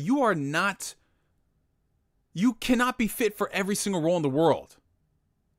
If you cannot connect to a part and you are not fit for a part, don't take the fucking part. Not everybody is a Troy Baker, and that's fine. That is fine. Not everybody is a Laura Bailey. Not everybody is a Travis Willingham. So, for you to think that, oh, I'm going to do Kiryu's role because I earned it, and then nothing, there were no checks and balances? There was nobody here who looked at these performances and they compared it to the Japanese. And they just said, you know what? It's different from the Japanese, but it can still be good. There was no checks and balances to this shit. How in the world do you get somebody like Keiji Tang, who embodies the spirit of Ichiban in a different language, and yet you didn't think like, okay, let's just do the same thing for Kiryu? What about his performance made you think that this is embodying the spirit of Kiryu? This man Kiryu is old.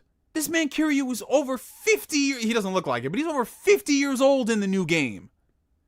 And why does Kiryu sound like he's faking his voice, like he's gonna be like afraid of being ID'd buying beer, bro?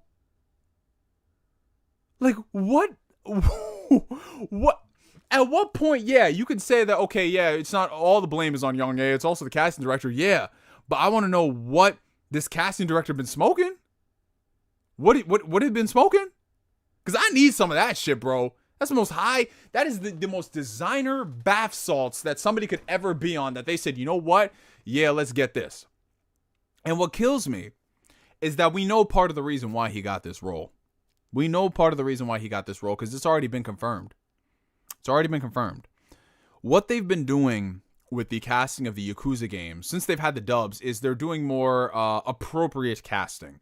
So considering Yakuza is a game about Japanese people, takes place in Japan, and it looks semi-realistic, for the English language dub versions, they're casting prominent Asians in the role. Greg Chun voiced Yagami in the Judgment games, and Keiji Tang voiced Kasuga in Like a Dragon, and it worked out well. But to get this dude YongYea, and I know they're not casting Japanese people for Japanese roles. They're just casting Asians in general. Just like, they're like, okay, we'll get a black person who can play an African person, and they can also play, someone else who's just black, but they don't. Like, you get what I'm saying? They're just doing the whole blanket terminology. Like, they got an Asian for the role, and that's what matters. But there is not a problem with wanting to have representation for roles in the industry. I think that that's a good thing across the board. More access and more opportunity for these people to audition for these roles, sure.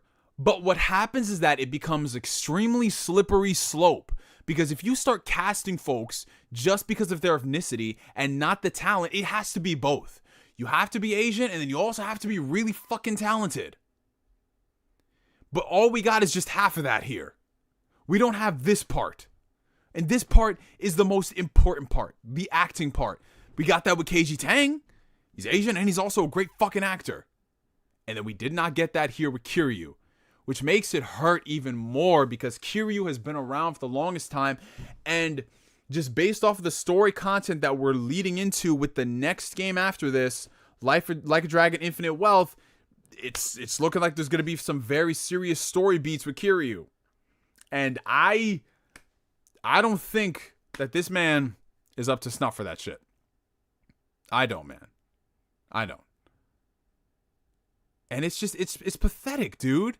It's pathetic that you're blocking people just because they have the slightest critique of you.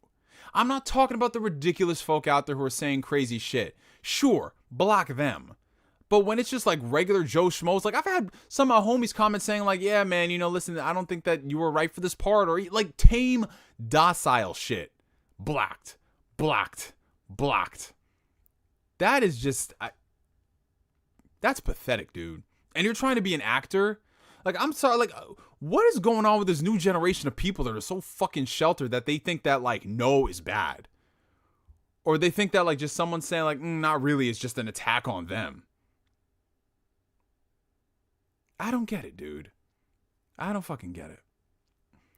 Like, it'd be one thing if you crushed the role and there were some people who were just like, oh no, dubs suck, you're terrible. Like, yeah, of course, block them. But when you see that it's a lot of fucking people and it's not just a hive mind of folks, it's a dedicated group of individuals who are just fans of these performances of these characters, who are fans of the characters, and just you're not up to snuff. Like, who... Did they just cast this guy because he's a popular YouTuber? Do they think that reaches what's going to get people to play Yakuza games more? Like, I'm sorry, but the Yakuza franchise has a dedicated following of folks who hype it up because of what it is, not because of who's attached to it, not because of what voice actor is working on it. Because for the majority of the time Yakuza games have been out, we were used to playing it in Japanese. We didn't start getting dubs until 2019. So to us, it's just whatever.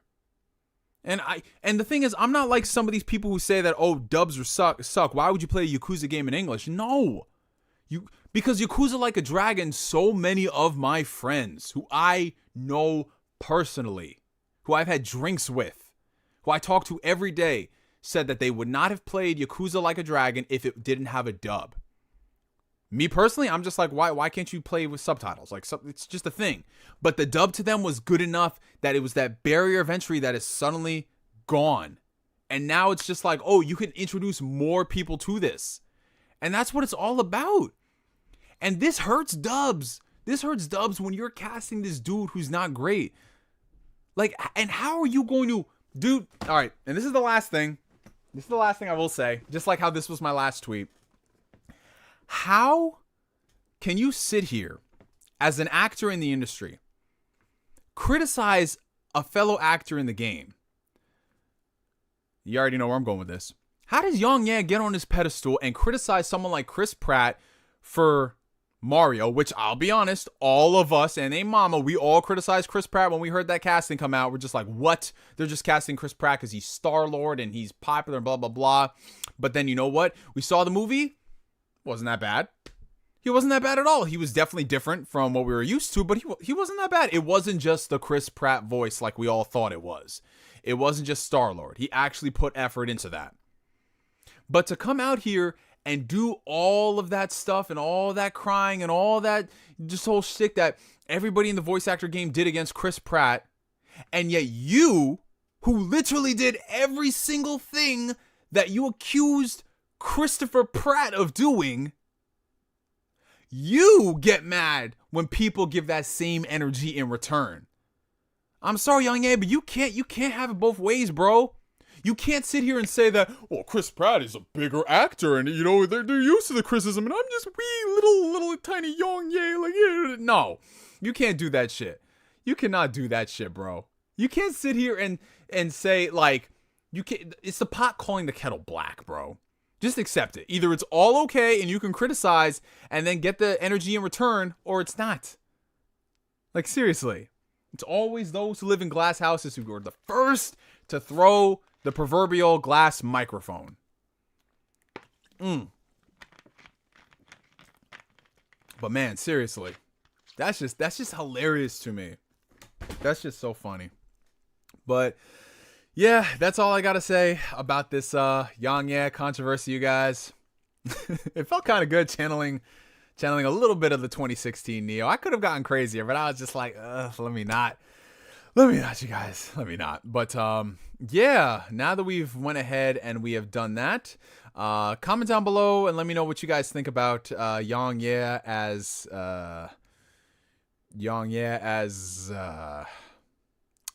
a person in this video game, because that motherfucker ain't Kiryu and he ain't Joryu. But I'm gonna go ahead and I'll answer some of the super chats real quick.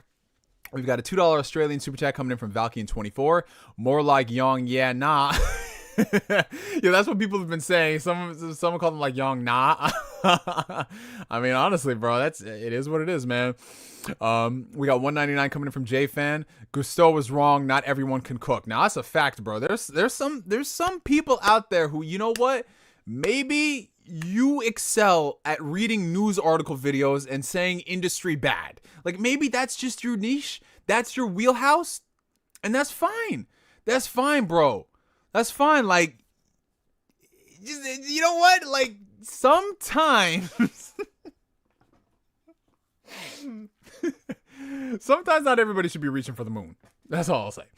$2 super chat from Acebreaker. Who let YongYea cook? Bro, that man over there, like, yo, his Kiryu came out and it's like burnt, but at the same time it's undercooked in the inside. Like, where'd they do that at, bro? Where do they honestly do that?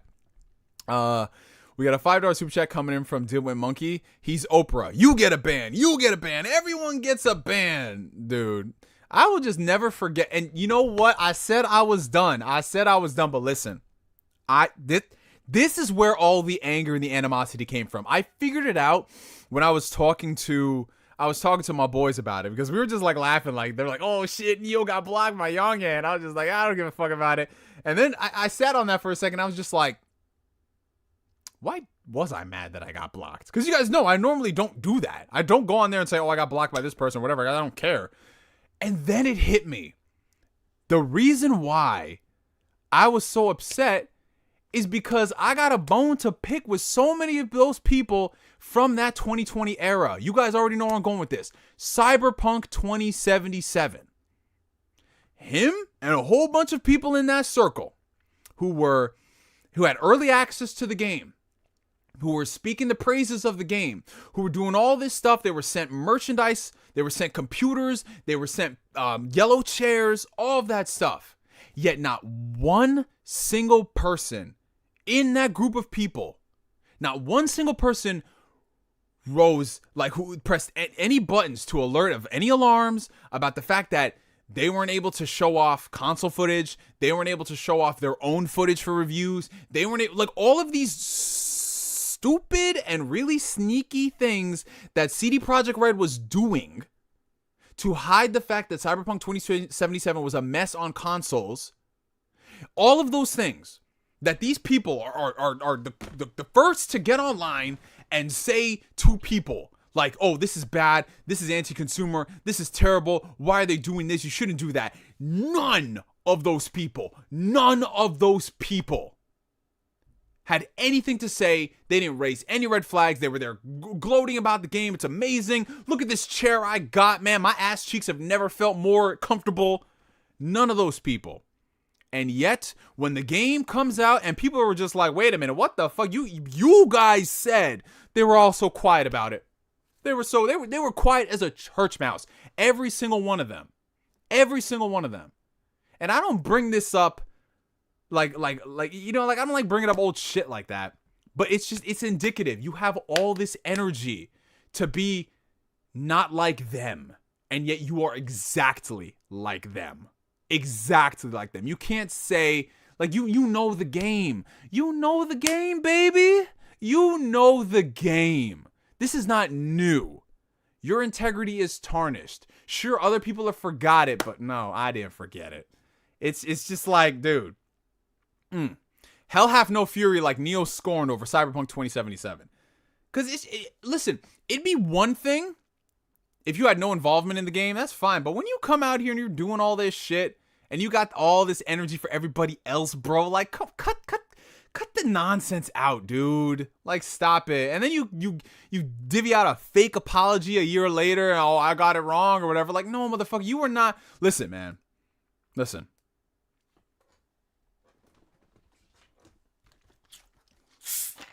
I was born in the morning, but I was not born yesterday, bro. You can't be saying that dumb shit, dude. You too old. You've been in the game too long to be saying it was a misfire. Like, man, get the fuck out of here. Anyways, getting back to the rest of the super chats. $4.99 super chat from Kory Gryffindor. Okay, guys, let's do a Digimon Survive fan dub. Need to make my debut. Yes, sir. You know what? I'm just gonna go ahead and cast myself as. I don't even know who I cast myself as at that point. We got a $4.99 super chat coming in from Weed Ninja Art 99. Please know. He's talking about when we were playing the clip. A child with stage 37 cancer has better vocals. Jesus, my God. Okay, let's see. And then we have a $10 super chat coming in from Silverwolf26. Don't forget, YongYea did a review of Cyberpunk praising the game. Didn't even mention how buggy the game was, but later deleted it after he saw the backlash to the game. Got exposed a while back. I mean, dude, that's why people ain't fucking with you. I mean, people was just waiting. People was just waiting for a situation like this to arise. Because I literally noticed so many people came out of the woodwork after all this Yakuza shit. Even people who don't even be playing Yakuza like that, but they're like, oh yeah, YongYea Slayer, let's go. That's crazy, man. That's insane. But yeah, that's that, you guys. That is the the unintended roast of YongYea. Oh man. Okay. So, all right, I'm looking at the clock. We've been going for almost 2 hours. We tackled a couple of topics, 3 main big ones for tonight. Honestly, guys, I was going to talk about Spider-Man 2, but I just don't got the energy for it anymore. That YongYea thing took me out, dude. So, if anything, we'll save Spider-Man 2 for its own separate discussion when I don't have to divvy out all this energy. That's the roast chat. Young out. Oh, no. This man says unintended. Hey, listen, man. I expect to talk about him for like a minute. I didn't expect it to be like 45 minutes. But considering a lot of people expected this to be an Ask a Neo stream, I think that we're going to take the next, I don't know, we'll see, like the next 20 minutes or so and open it up to be a free-form Q&A. So feel free if you guys want to ask any questions down below. If you have any like relationship advice or life questions, if you want to go ahead and super chat some other questions for priority, feel free, man. I gotta quench my thirst, as Guzman says, man, because man, I've been doing a lot. My jaw been working overtime, bro. Usually it's my tongue that's working crazy, but my jaw was going insane, man. Like, Jesus. My God, man. My man. All right. Okay, so go ahead. All right, so $4.99 super chat coming in from the homie Kory Gryffindor. Hang on. What about Hogwarts Legacy? L for not being nominated for anything. Honestly, I'm going to be real. I'm like halfway through Hogwarts Legacy. I enjoy the game. I think the game is cool. But me personally, it's not in the running for like my top 10 games of the year. I enjoy it. It's fun. Like the the Wizarding World aesthetic and some of that stuff, it's good. And it's a very great functioning game. But it doesn't really do anything that makes me go like, yo, that fucking game there, bro. Like the storylines, the characters, the quests, it just, to me, it's kind of like the Assassin's Creed 1 effect where it's serviceable. I mean, oh no, I'm sorry. I don't want to disrespect Hogwarts Legacy by comparison to the first Assassin's Creed game, but it's one of those things where it's like, I think with a sequel, now that you have the foundation, you could do so much better with the story and the characters. Like I said, the world is great, but nothing about it is really that compelling outside of it being a cool wizarding world thing. So there's that. I don't think it's an L. But I will say this much though. I don't think that it would have ever gotten nominated. Like, let's just be real about life for a second. The optics surrounding that game and J.K. Rowling and just how the gaming media tends to skew, you knew that they'd be inviting so much controversy, like more so than the STARFIELD, if they did nominate Hogwarts Legacy, which is a very big disappointment considering the game stands on its own 2 feet. Like, a lot of people involved in the production of that game have shit on J.K. Rowling. They disassociate themselves from J.K. Rowling. They do all the things. They just so happen to be working on an IP from her world, which unfortunately she does get some credit for. But yeah, it's just the unfortunate reality of it not doing it. $5 super chat coming in from SilverWolf26. Nah, bro, we need more YongYea roast. No, I'm good, bro. I don't need to roast YongYea anymore. I'm good. I'm done. Listen, unless he does something crazy in the future, I got nothing else to say. I'm spent. I said my piece on Twitter, and this is my piece on YouTube, you guys. 199 super chat from Long Live Kevin Samuels. Yes, sir. What missions are more annoying in Spider-Man 2? The Mary Jane ones or the deaf chick? Well, I mean, the deaf chick really only had like one mission, right? You had to spray paint, and that was it. I mean, it's not a good mission, but it's just whatever. The Mary Jane missions, listen, they're better than they were in the first game, but they're not great. They just take me away from the action. Like, there's only one of those missions that, in my opinion, was actually serviceable to the plot, and it made it feel as if, like, okay, this makes sense. Everything else, I'm just like, we didn't need to do this. This could have been a cutscene. Come on, Insomniac. It's just like, the Mary Jane missions went from being a 3 out of 10 to a 5 out of 10, in my opinion. It's better, but, like, to me, it just took away from the action. Like, nigga, I play a Spider-Man game. I want to do Spider-Man shit. I want to thwip.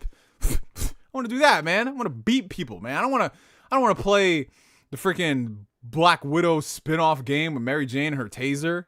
Like, nah, fam. I don't want to play that shit.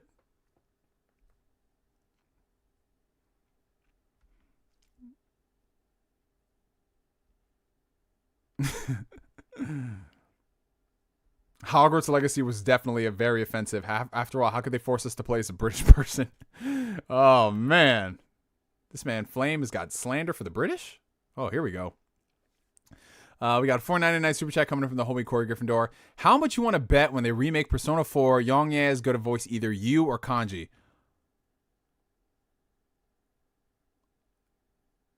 Kory Gryffindor, you have said a lot of hateful shit to me on stream. But don't you dare, don't you ever put that into the universe. Don't you dare do that. Man, in my mind, my mind almost blocked this dude. Straight up. Like, how, don't you dare sully Persona 4 like that.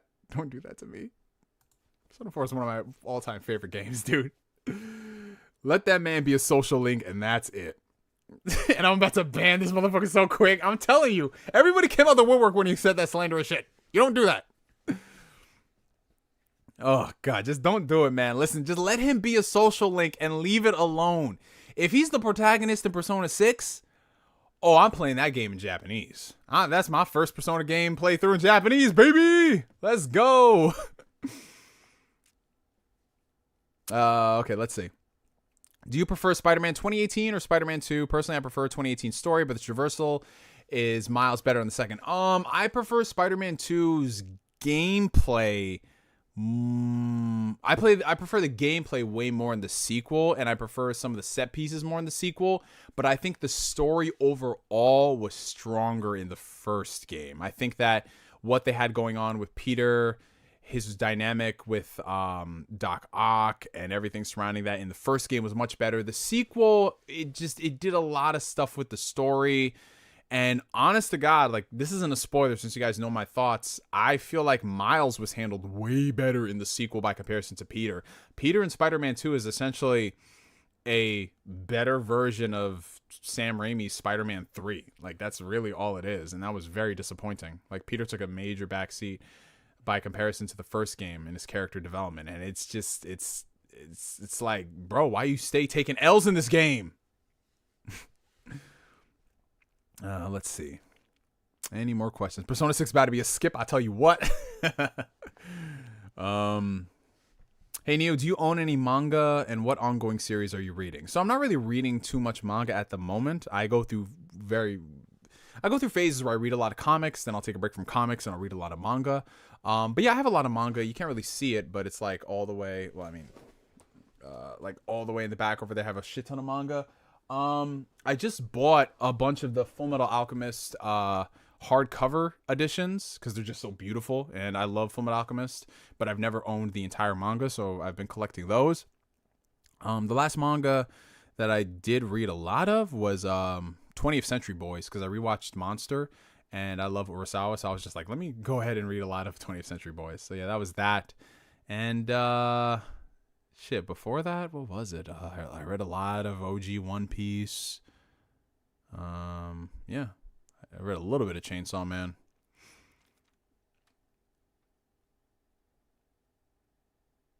Yeah, the story mode in the first Spider-Man game is definitely tighter. Like, and I'm talking about the story. I'm not talking about the mission structure with like the MJ missions and the Miles missions. I'm talking about just the story itself. What are your thoughts on the Coyote movie situation? It's just another example of David Zaslav being David Zaslav. So okay, so for those who aren't aware, there was this Coyote Roadrunner movie, you know, based off of the, you know, classic Warner Brothers characters and all that. There was this great movie. It was going to be I believe written and produced by James Gunn. It was going to star John Cena, and from what everybody involved in the industry had been saying behind the scenes, is that it's actually really fucking good and it's amazing. David Zaslav, the axe of Zaslav, struck again. He basically came out and he said that, no, we're going to shelve this for tax write-off purposes, because what he's been doing for the better part of the past year has been making Warner Brothers more, how do I say this in corporate speak, a lean, mean fighting machine worth being sold, because that's what he's doing. He's been trying to reduce Warner Brothers' debt for the longest time, and by that, he's been taking any opportunity he can to get a tax break. So he shelved the Batgirl movie. He took a tax write-off of that. This Coyote movie. He took off a lot of stuff from streaming, so he doesn't have to pay residuals. He's been selling off a lot of the assets for certain things, basically so he can get money, reduce the debt, and then sell it to another company, because that's just what people do in capitalism. And it's unfortunate because David Zaslav is a numbers guy. Anyone who's in that position is a numbers guy. They don't look at IP as hard work, blood, sweat, tears, and years. They look at it as IP. They look at it as brand. They look at it as what's profitable. So to them, they look at it like, oh, no, we're not going to do this. Let's shelve this, or let's cancel this, or let's take this off of streaming so people can never view this again. Forget what people think. We don't care about that. And it's so ironic considering he's all about like, okay, we need to focus on building up the brands again. We need to rebuild the DC brand. We need to rebuild the Harry Potter brand. We need to do all this stuff and work well with creatives. How in the world are you going to attract anybody to work at WB again when you were doing all these asinine decisions? Why in the world would somebody want to pour years of their life into a project, whether it's a TV show or a movie, when it could potentially be written off for tax purposes and just thrown away into a vault? Like, yeah, that was stuff from a different regime, but it's the optics of the situation. You just do not care about creatives enough. And I'm glad that the news story broke, because there was so much backlash to the point where a lot of creatives who had meetings for WB canceled all of their meetings. That stuff trickles back up to the people in charge. When you have no content coming down the pipeline, and you assure your investors that you can expect X amount of blah, blah, blah, blah, blah, whatever, yeah, that's stuff where it hurts. So I'm glad that this news report got out. I'm glad that people in the industry talk, and I'm glad that they were just like, you know what?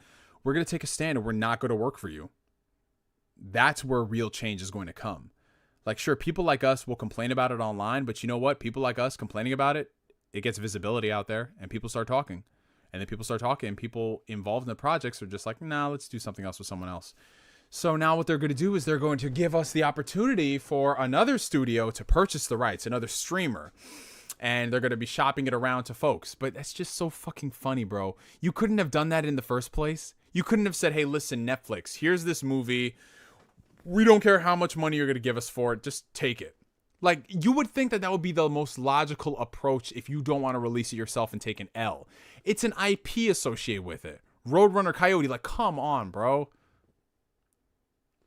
It's just like, honestly, if there's one thing I love about the post-COVID era, the post-writers and actors strike era, is that it's teaching a lot of these companies that, listen, you live or die based off of the products that we make for you, not the other way around, dude.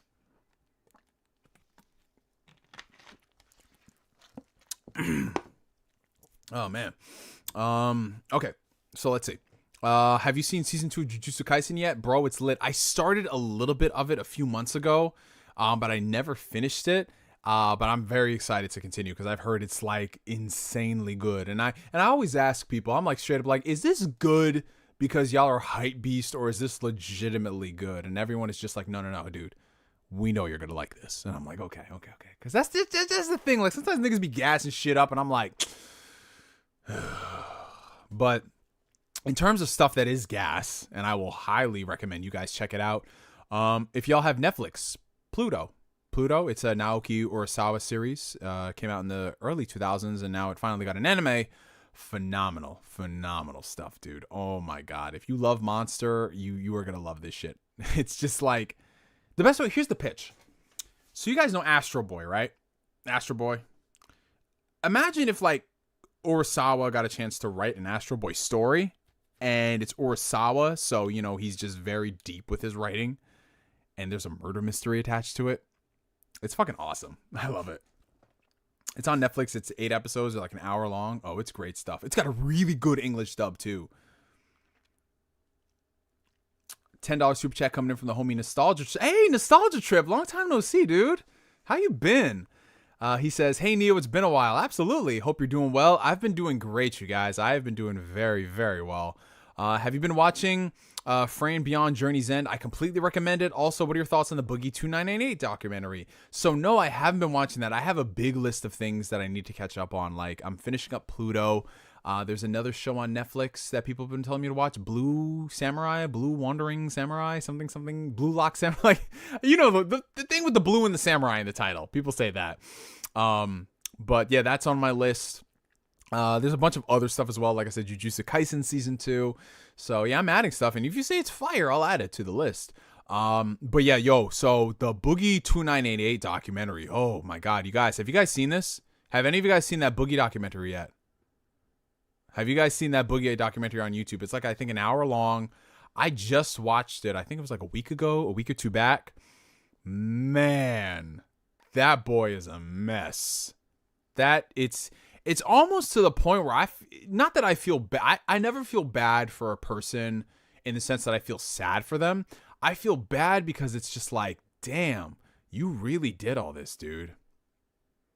Like, it's because I'm at that stage now where people say like, oh, I feel sorry for them. I don't feel sorry for them because they're a conscious person. They make these decisions, but man, I feel bad that like you consciously made those decisions. It's crazy, man. Like, I don't want to spoil the documentary. I want you guys to watch it, but there's some wild shit that happens in that. And this is like stuff that Boogie is admitting to himself. Like, this is like a self-tape. This is like him not him spearheading the documentary, but he's fully involved in it. Like, this is about his life and everything that's gone down in the past couple of years. It's just, wow. Like, honestly, if you guys have friends, I say y'all get together in the Discord and watch that shit, because it's crazy. It's crazy. But you know what? I always say this. Use that as an opportunity and fuel to not make the same mistakes, bro. Like, I don't care how bad you got shit going on in your life. Don't be like that boy Boogie, bruh. You might have your own problems and fuck-ups, but provided you keep getting better at it, you good. Shout out to the 111 people watching. Appreciate you guys. Hit that like button if you haven't already. We have a $4.99 coming in from the homie John the motherfucking Don. What's going on, my guy? Boogie did the impossible and turned a hoe into a housewife. Also, yes, Blue Eye Samurai is a contender for Anime of the Year and has a great dub. Ooh, don't tell me that, John. I'm excited to see that shit. But yeah, dude, no, I mean, listen, this is, all right, I'll spoil a little bit of that documentary. This man Boogie is almost 50 and he's dating a girl who's 20. That's just weird to me, bro. It's very strange. And I know someone will say, whoa, provided they're legal. Listen, just because it's legal don't make it any less weird, bro. It's just very strange. Like, you're dating somebody where you could be their father. And I just, oh, dude. It's like, bro, come on now. That's like, and that's what I always tell people. Like, people always say that, well, you know, provided the person is legal, then why would you care? I mean, I don't care in that sense, but it's still fucking weird. Like, imagine you have a daughter, and the second she turns 18 years old, this 45-year-old dude at her job starts hitting on her, and they get into a relationship. You would feel fucking weird about that. You would definitely feel weird about that. It's just so strange, dude.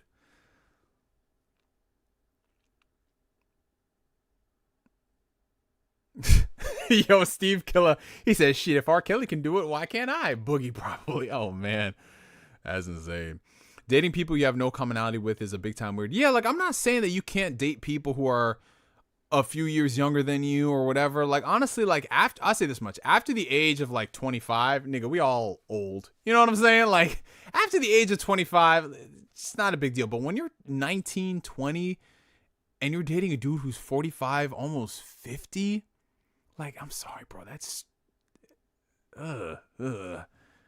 like, yeah, ask Leonardo DiCaprio. Exactly. Leonardo DiCaprio has girlfriends who have an expiration date once they hit 25. Yeah, you can't even drink. You can't go to a bar. If you want to rent a car, it's going to be astronomical. Like, Jesus. There go Neo trying to put a curse on me. Hey, Don Otaku, man. Listen, I know your wife ain't half your age. I know that much. MILFs for life.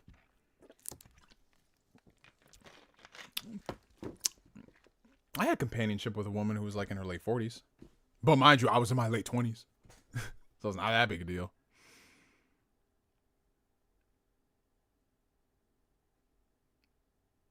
Yeah, it's just weird. You know what it is, bro? Like, honestly, it's just strange because,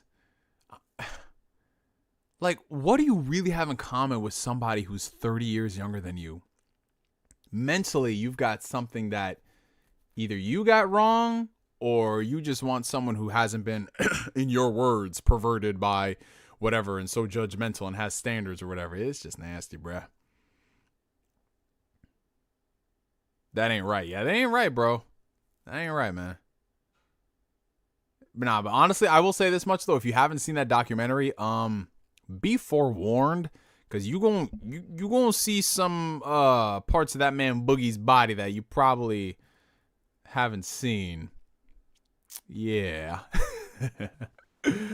Oh, God. Okay. Let's see. It's 9:10. It's 9:10. I guess we'll go for a couple more minutes, and then we'll wrap up for the night. Boogie has money, though? Oh, Playboy. No, he don't, bro. No, he don't. How was your day? My day was pretty good, man. My day was really fucking good. After I get off this stream, I'm going to cook myself some dinner. And then I'm going to go ahead and I'm going to finish up Attack on Titan. I'm watching the finale right now. I'm like halfway through it, so I'll finish it. We got a $10 super chat coming in from Nostalgia Trip. Thank you so much, bro. I just been working, man. On a brighter note, have you listened to the last Beatles song, Now and Then?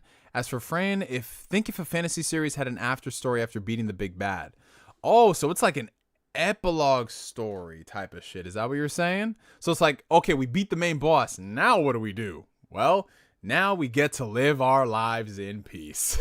That kind of reminds me of oh, speaking of which, oh God, man, I need to get my man. I can't believe I almost went through an entire Ask Neo stream without bringing this up.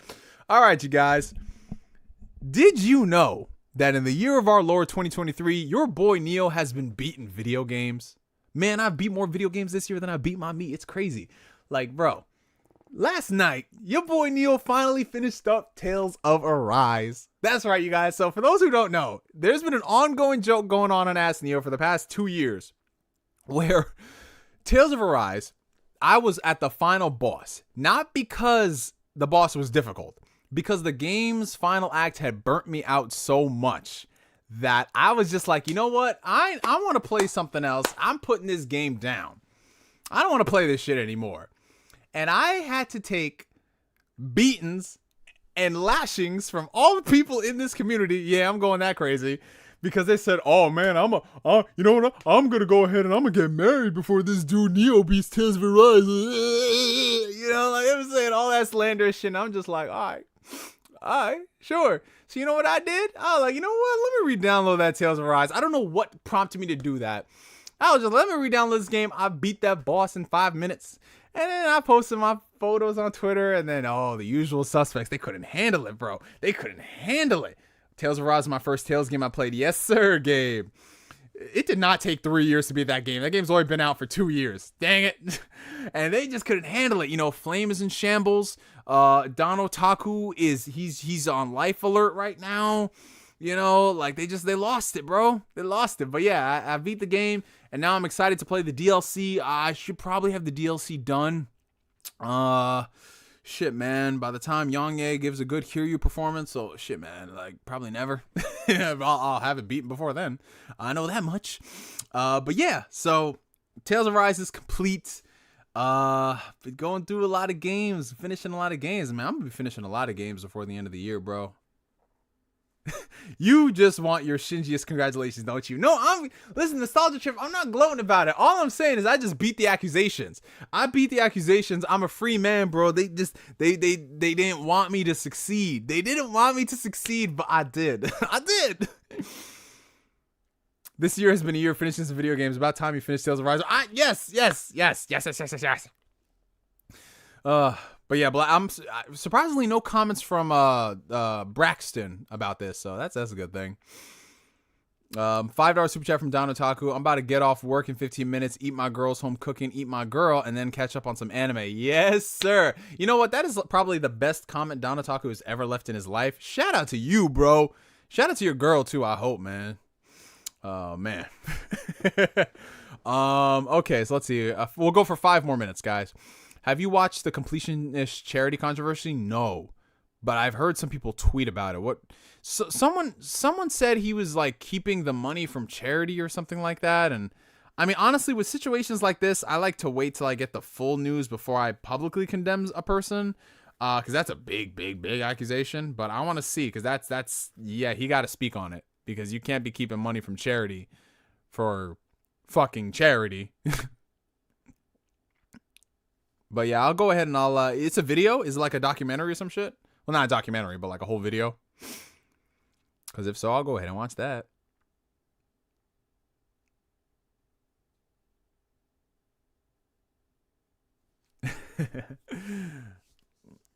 $9.99 coming in from the homie Robert Slade. Ooh, let's see. I'm reading this so it's not spoilery. Okay. So he says, Spider-Man 2's narrative is more messy and has more going on than the last two, but the themes resonated with me harder, so I ended up liking it more. Interesting. Okay, I respect that a lot. I'm working through Jedi Survivor at the moment, and it's KOTOR level. Yes! The story in Jedi Survivor. Oh my god. Listen, if you guys have not played Jedi Survivor, because the performance was so shitty, yes, the performance was shitty for so many months in that game. It should not have launched the way it did. But... they patched it on consoles recently, and the game runs beautifully. It is worth playing. It is so good, dude. It is so good. The story of that game, oh my god, it's, in my honest opinion, it's the best Star Wars story that we have gotten since Revenge of the Sith. Like, that game what they do, oh my god, man. Dude, it fucking hits you. It hits you, and absolute cinema. That game's story is absolute cinema. Like, Jesus Christ, it's so good. And I'm trying not to say why it's so good, because I just want people to experience it. You don't see any of that shit coming in that game, bro.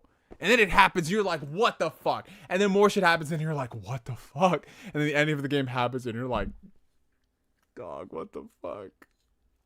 Great game. Great game. Honestly, that's my game of the year at the moment. $5 coming in from Silverwolf. Good job. Now you're going to finish Final Fantasy 16 so we can hear your thoughts on that. And also, when you get back to that Trails of Greatness. Yeah, Final Fantasy 16, I should have that finished. You know what? Let me go ahead and turn on. I can play Yakuza later. I'll turn on my PS5 and finish up 16. But yeah, man, your boy Neo is beating. I'm beating a lot of allegations and accusations this year. You just love to see it. Man, listen, next thing you know, I'm going to come home with some milk from the grocery store. Let's go. Marin is wife material, B-Rex. That's a fact, bro. Neo, what are your thoughts on Gears of War 5? It's better than 4. I'll say that much. I liked the story in Gears 5 a lot more than 4. But at the same time, I don't really know if I gel much with the decisions that they made for some of the... Can we spoil Gears 5? It's been a couple of years. Like, the decisions you make involving certain characters and whether they live or die, and then how that's going to factor into the next game.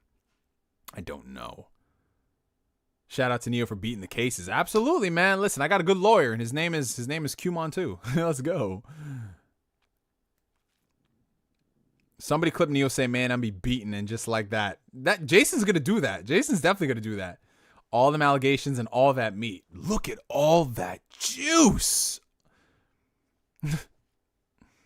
Yeah, basically Gears 5, there's a decision you make in the game where a character can live or die, and you got to sacrifice one of them, and you make the decision, and it's just like, oh, you know what I'm saying? And then you got to factor, like, is there going to be a... Because I'm not a fan of games that aren't about, like, choose your own narratives, and then they become a choose your own narrative decision, and then you have to pick a canon decision for the next game. Like, you make that with side characters who maybe aren't part of the main players. Or, like, Mass Effect, for example, right? Like, with Mass Effect, when you have these characters and you have certain choices that you make with those characters, it's cool. But then when you have some shit where it's like, okay, here's this character who's been with you since the last game. He's part of your main group, and this is interwoven. And then we're going to make the decision where you can kill him. I'm like, wait, what? Like, with Mass Effect, like, when you did the suicide run, people could die. And it is what it is, right? But they never made it so it's like... you guys don't know what I'm saying. Oh, more like Mass Erect. Hey, listen, when I saw Miranda Mass Effect 2, that ass effect got my Mass Erect. Let's go, baby. Alrighty, so I'm looking at the clock, you guys. It is 9 hours, 9 persons, 9 doors. It is 9:19 p.m., which... I'm not saying that for any indication, but other than that, we got to end the stream because your boy Neo is hungry and he is thirsty and his lips are getting chapped because he's been talking so much.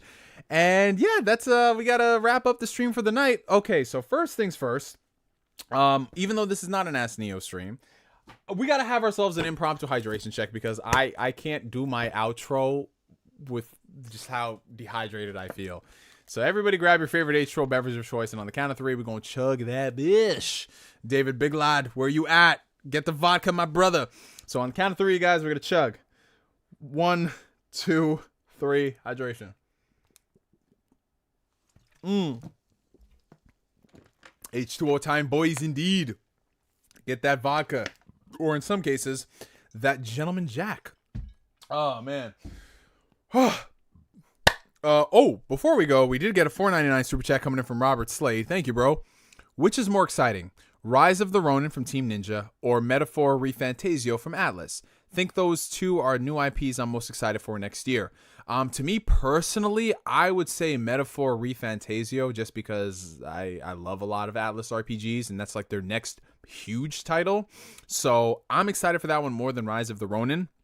But just knowing how gaming has been, I'll probably end up playing Rise of the Ronin as well, see what that's hitting for. But I would say personally, Metaphor ReFantasio, if that game is great. And the talent working on it has got me excited more than anything. It doesn't seem like it's their Soul Hackers 2 team working on that one. It's like we got the good people here. But definitely that one. Christian, what's going on, nephew? How you doing, my brother? What's up? You beat Spider-Man yet? Let me know, man. Love you. Love Uncle Neo.